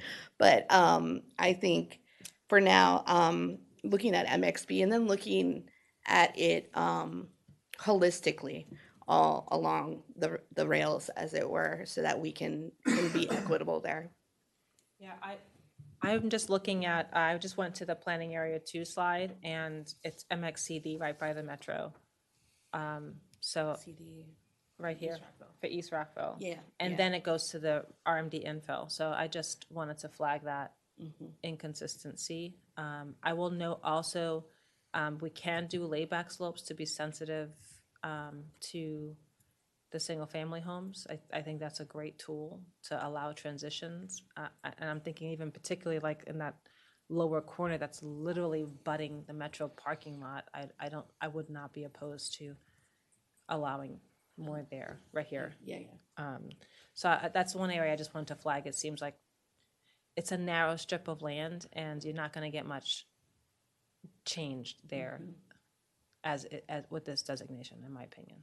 Yeah. I wonder if the state legislation would allow. Other than that, we're just talking about levels of density. Yeah. Also, there might be a pedestrian bridge opportunity around here. There is. Affirmative. So that we need to have a holistic view with that in mind too. So actually, yes. Councilman Valeri. There's going to be the opportunity as well, similar to Rockville, where we may want to look at changing the MXB to MXCD, dependent upon metro partner development opportunities that may arise around Twin Brook. So I wouldn't want to be more restrictive if WMATA is looking at these sort of transit-oriented developments, and this is what they're looking to invest in, basically. That's a good point, because there is a development plan for the metro station itself that is 20 years old now. Yeah. And actually was trying to make a transition in the northernmost portion of that development, but I think now that's not how it would be conceived. So that's a good point. Where is the Heinz project relative to this? It is, I think it's right in the, see where the M is, it is just south of that. Okay. On the other side of the tracks. Okay. Well, I think you heard our feedback. What else can we do to support you on this one? Well, no, I think we've heard, we can look at options maybe for the Lewis Avenue properties. I don't know if some of the state legislation for development at Metro might Yeah, so we play have, into all that. of these, we need to look and scan state legislation. Yeah. Because that has been a game changer, and we have to align by Yeah. law. But between now and the next time we bring it back, what is look at the option of MXB or even a more intense zone and just give you guys some different options on that? Okay. Happy to Yeah. do it. The one thing that I would note is just keeping in mind that this is an implementation project. So the adopted policy that we have in the comprehensive plan Understood. says rezone to MXB, and state law requires that we are that we further and not be contrary to I the totally adopted policy understand. in the comprehensive plan. There's also state law that says Mhm. around Metro, there's rules, so I think that we Mhm. have to just marry the two. Yep. But I do get, we don't have a magic wand. Yet. So, All right, this is essentially the corrective map amendment at Congressional Plaza. no Thank you. discussion. I like this one. And here we are, Planning Area 10. And so again, just to remind you, the yellow strip is proposed for MXCT, commercial transition. What's the height on MXCT? Sorry, the comp plan recommendation is MXCT, and we are proposing MXCD. Okay, And that's eliminating 75. the MXCT zone, because the Okay. distinction are not that clear. So but the remainder of the property, we are proposing a new high-density residential zone. Now, you don't have specifics for us on what this new high-density residential zone is, so how are we voting on this one? We don't. And again, we're just looking for general direction. If you want to continue with that direction, which the comprehensive plan gives us, then we will come back with a more concrete recommendation or options for you to consider. I think the lower portion where we get to the 200s of the units, they will be layback slopes, because that abuts right on single family. Right, on the south side of Rollins Avenue, yeah, there are single families. Yeah. This is one I kind of would just want to know, what does that look like?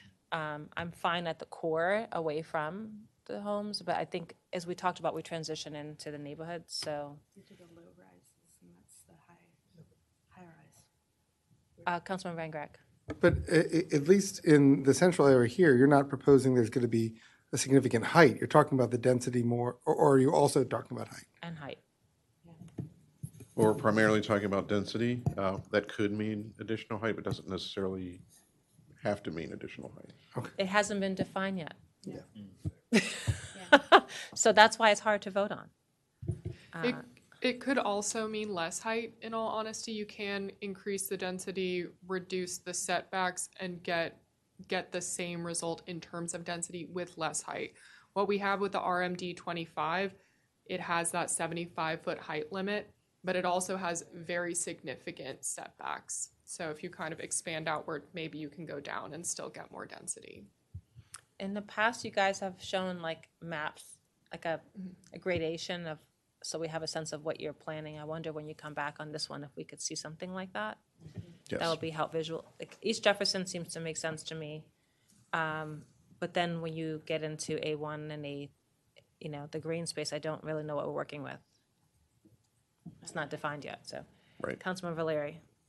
I'm with you on the not defined part. On this map in particular, and something I'm, trying to go back and forth on, it would be helpful, and I'm not going to ask you to go through every single map, but this one in particular, if I'm not mistaken, Congressional Towers is that the top left part of the red area, correct? Yes. Okay, so then all the Rollins Park garden style apartments then are the rest of the red, correct? Okay. Yes. So, and we know Congressional Towers is 75 feet.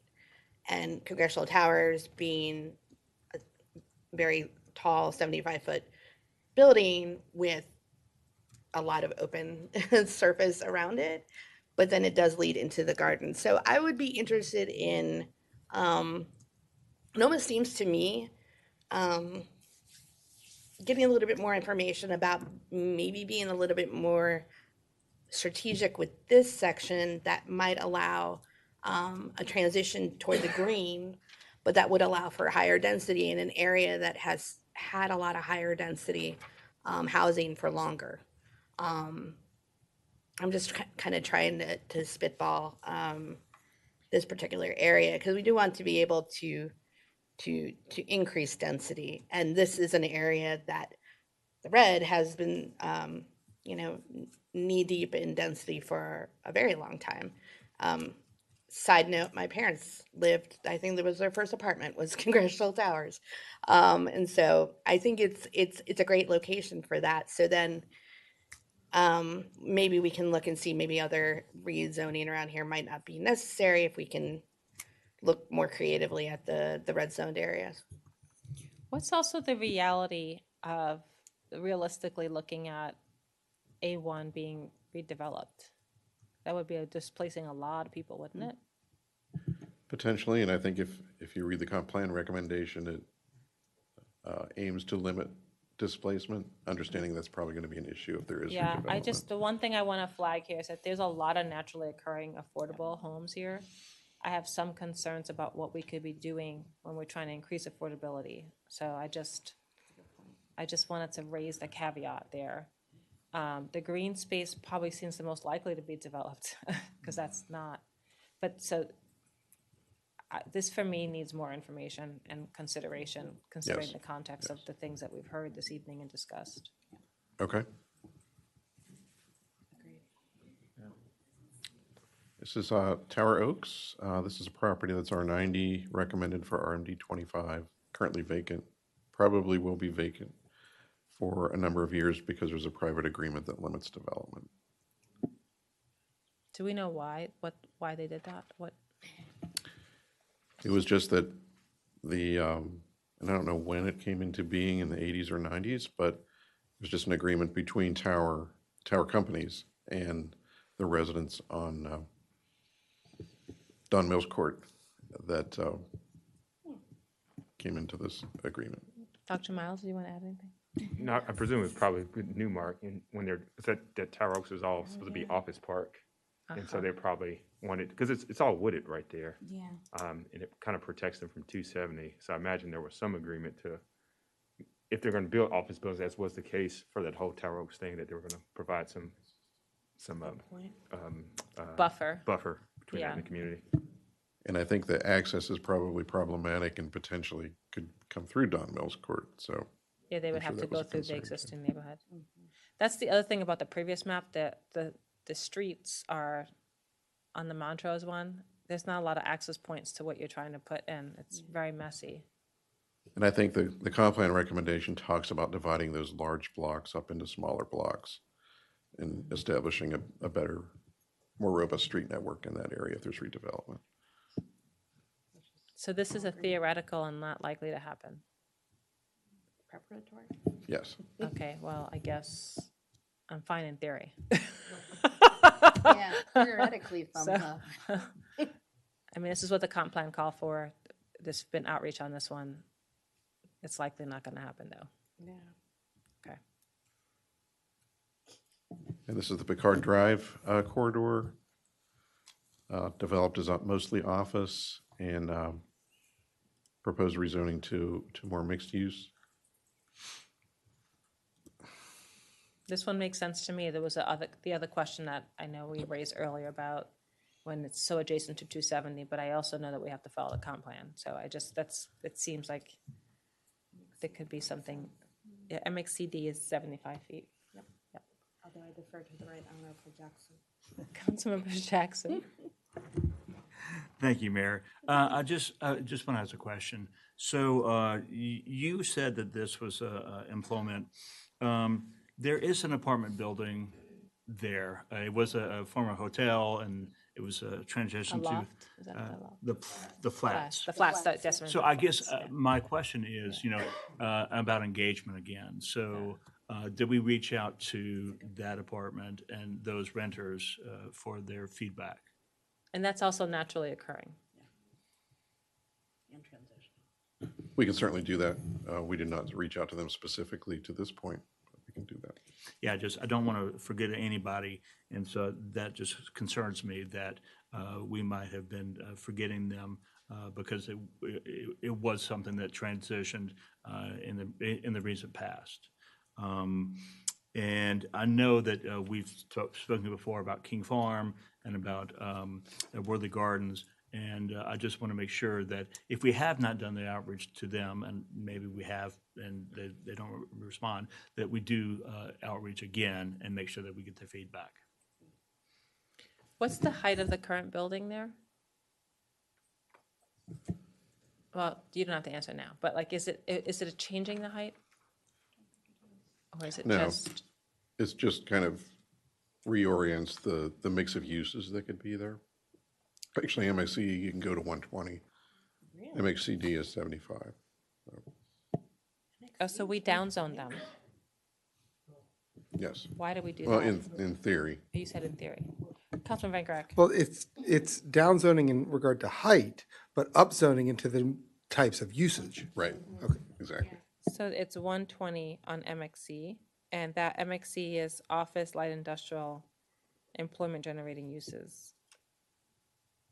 It does have, though, allows for medium to high density development of office, retail, and residential uses.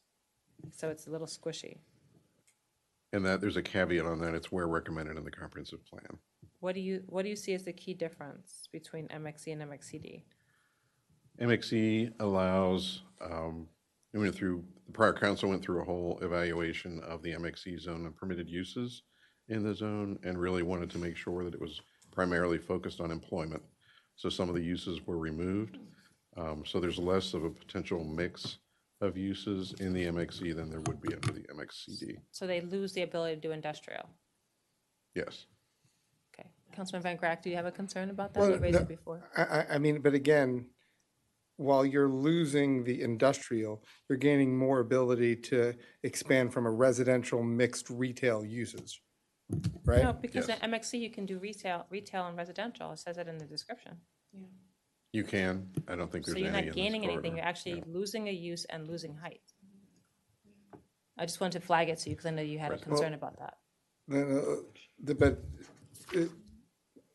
clarify, I mean, that's a very good question, because I guess my understanding of the MXCD was more allowance for residential and mixing of the use, and that MXE was primarily for industrial business. But if the mayor's right, and all of that is still used for MXE, then we're downzoning. I had the impression that it was opposite, so. Yeah, Can we- MXC specifically says medium to high density office, retail, and residential uses. A mix of office and residential uses, including live-work units, are encouraged. But again, there is a caveat for MXC and residential that it's only allowed in the MXC where the comprehensive plan recommends it. So, of course, the new comp plan does recommend it in this corridor where it didn't before. So then, is this a downzoning, or is it upzoning? Yeah. So, but that's. I mean, are we taking away usages? You're probably adding more uses than you're taking away by allowing the MXCD, because the MXC uses are employment focused, and there, like I said before, there were a number of uses that the mayor and council removed from MXC some years ago, just because they weren't employment focused. So that group of uses would come back in and be permitted under MXCD. Can you clarify what type of usage are we giving to this area that wouldn't have been allowed in MXC? Off the top of my head, I don't think under the prior code, or I'm sorry, the prior comp plan, that residential was recommended here. Under the 2021 Rockville 2040 plan, residential is recommended here, hence the rezoning is recommended.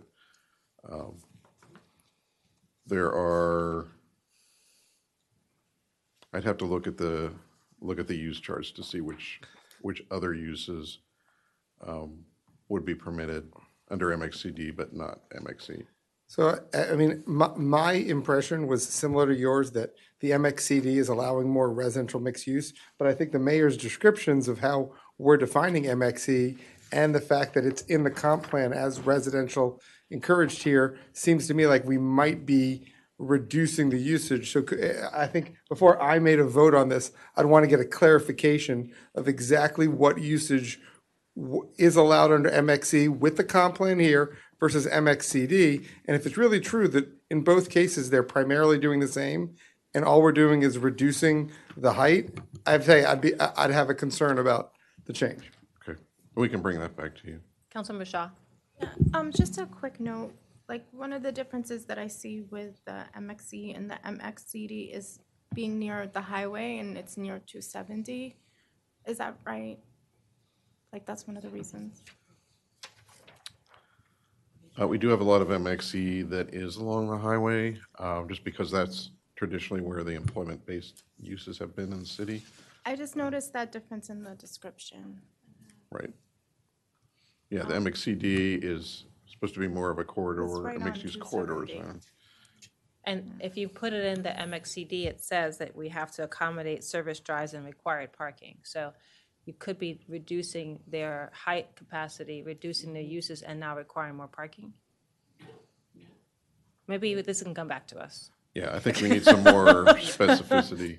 You can't go by just the kind of the zone definitions. You have to look at the uses in That would be great. more detail.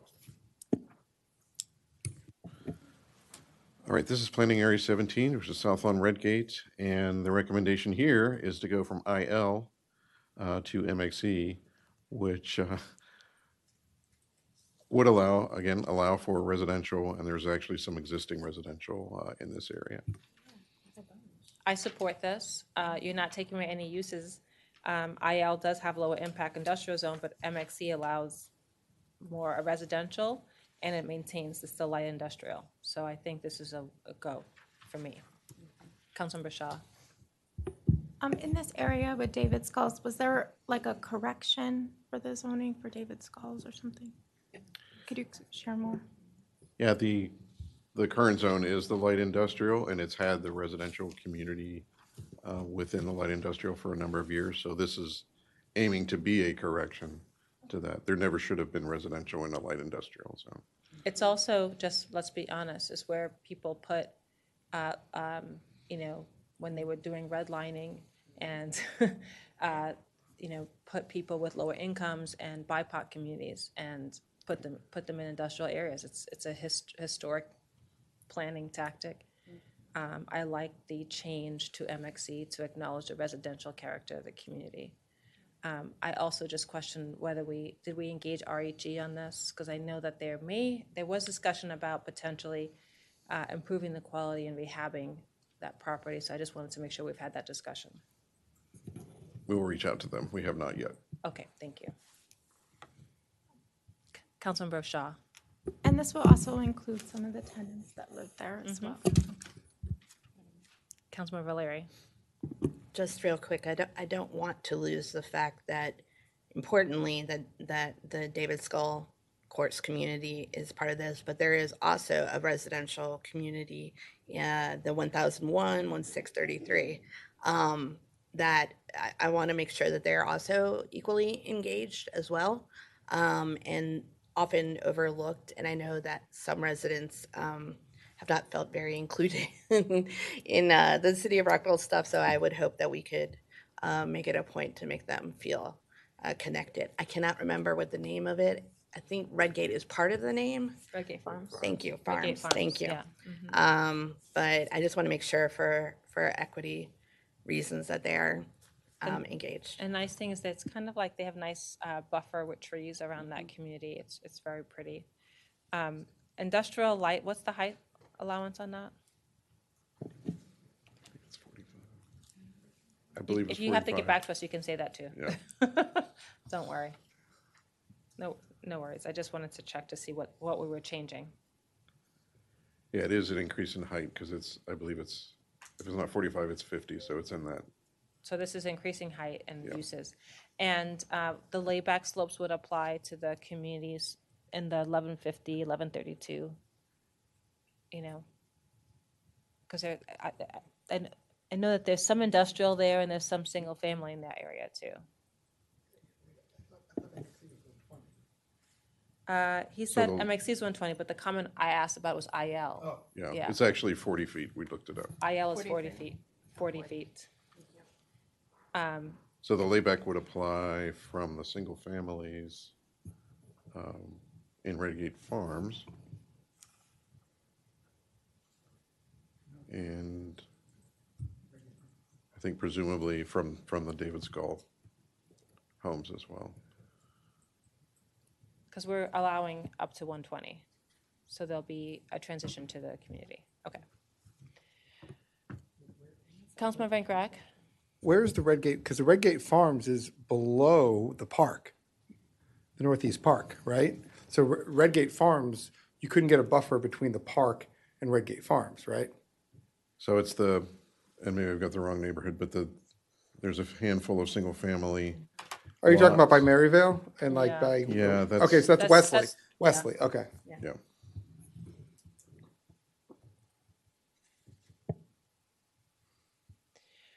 Team, do we have any other questions, or we're okay to do a thumbs up with some additional outreach? Okay, all right.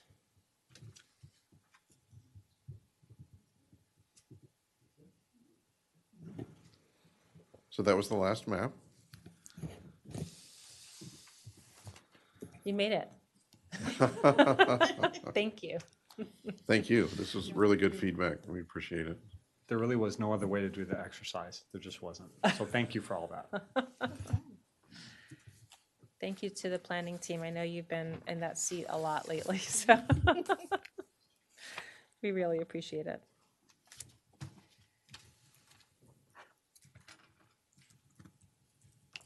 Okay. Now we'll be moving on to mock agenda. And just wanted to check, I know that during the leadership planning team meeting, we had some questions about, I know we're starting at 5:30, we have 3 proclamations, and then there's a break, and then there's a 6:30 start to the meeting, and 1 agenda item, which is 20 minutes. So have you been able to fill with some additional recognition so that we have that time in between covered?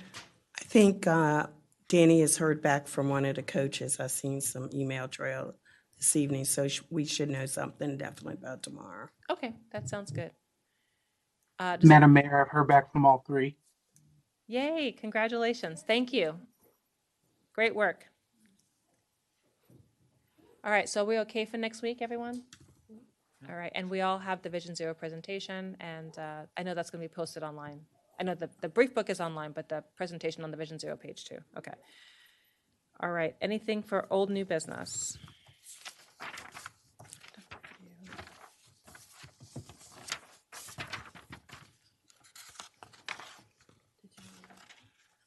Councilmember Valeri? I'm not sure if this is the appropriate time, but I guess this would be the appropriate time for me to go back to the things that I pinned, and then the overlap with that with Vision Zero. I think that tonight is actually a really good example of why looking at the Vision Zero presentation as a little bit more than a presentation, because it does have tendrils into things like the zoning ordinance rewrite.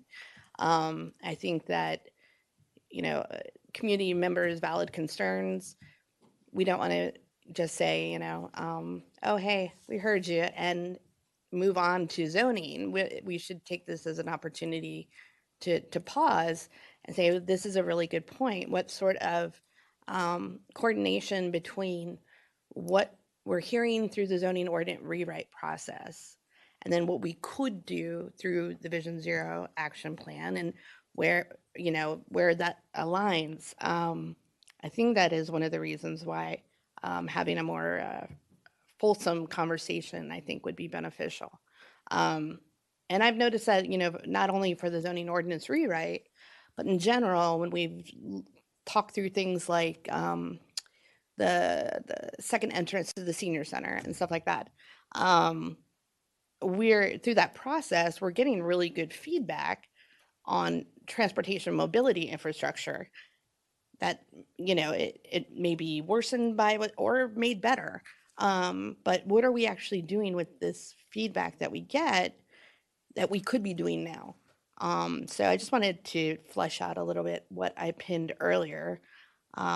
Engagement is really tough, and getting feedback from folks is really tough. So I think we should be good stewards of it, open, transparent stewards, and start things moving when we hear them throughout this process.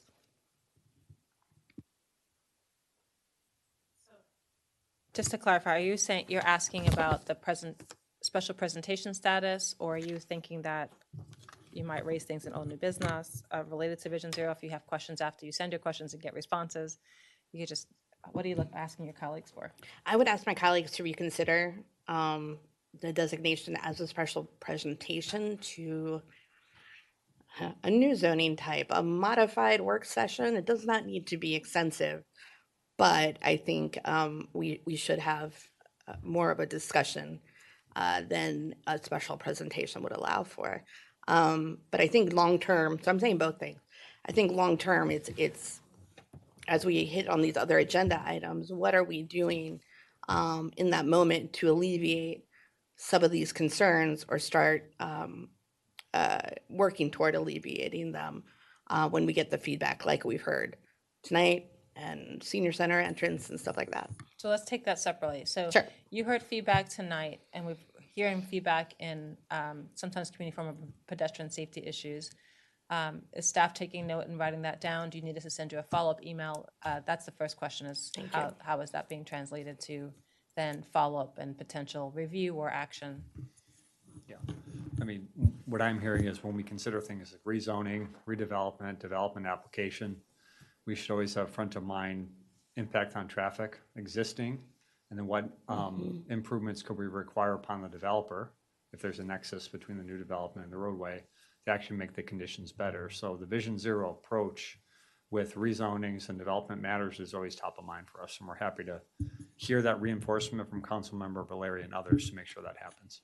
And then we also got, it is a happenstance that there are, on Evelyn Drive, we heard about some concerning traffic behavior with stop signs and potential legal turns. Would you be able to have staff look at that concern and maybe follow up with residents? Happy to do that.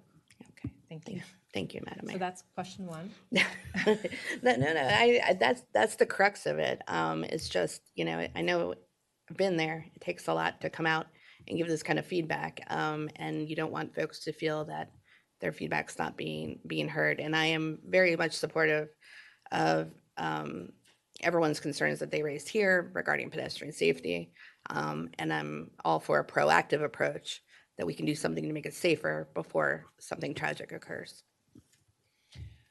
In general, I'm always open to discussion. I understand there's a desire to have updates if something is more of just a check-in, and I've shared this before. So for me, Results Rockville is new and more of a discussion, and then maybe subsequent times could be special presentation. So I just wanted to, just like Engage Rockville was new, and then maybe we have updates later, but I'm open to a discussion on that one. I get why you want to do a special presentation for Vision Zero on climate action. We can send out questions in advance, and some of my colleagues have raised the idea a couple of times that we could also have our questions posted related to Vision Zero, so that's captured. But I'll just note, I still would love to hear more feedback on more. I would like to have a conversation the first time we talk about Results Rockville. Councilman Van Grack. I just want to echo, I do understand the reason for the special presentation. I know I mentioned it before, and the mayor mentioned it again.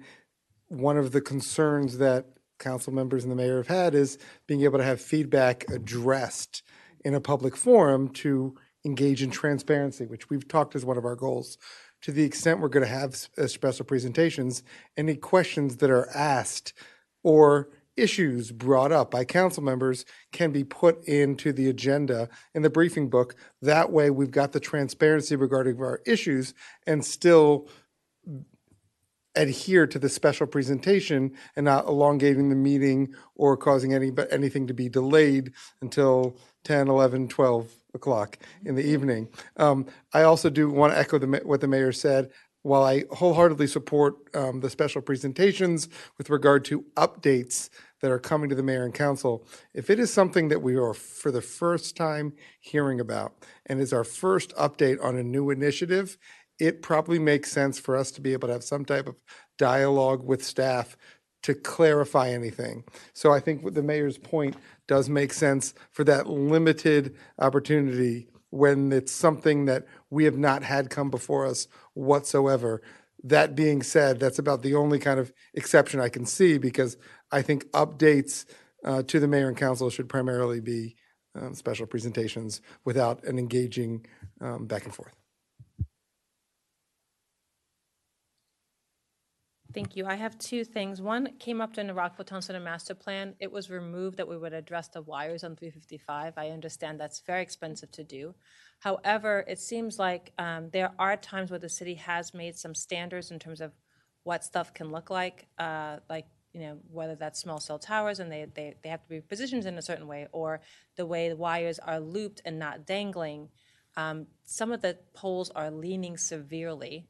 And it has caused some issue for tenancy on buildings because they don't want to rent in space like that. So I wanted to see, is there something that we could do to, I know DPW was looking at working with Pepco on getting them to fix the leaning towers of electric poles.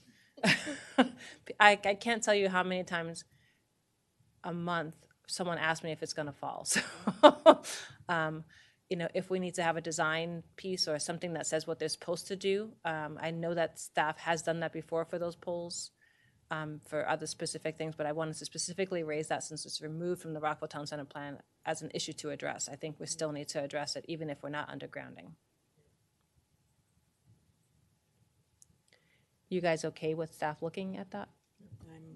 Okay, yes. And then the last thing is just we're in the season of summer internships. People are asking questions. I did share around this time last time. Staff looked into Summarize. I sent the information to you and copied the body on the Summarize internship opportunity. And it doesn't cost the city any money. All right. Anything else? Do we have a motion to adjourn? Councilmember Shaw. I move to adjourn. Councilman Van Graack, second. All those in favor, please raise your hand and say aye. Aye. Huge thank you to everyone, to our participants and community, to staff. We really appreciate you. Be safe.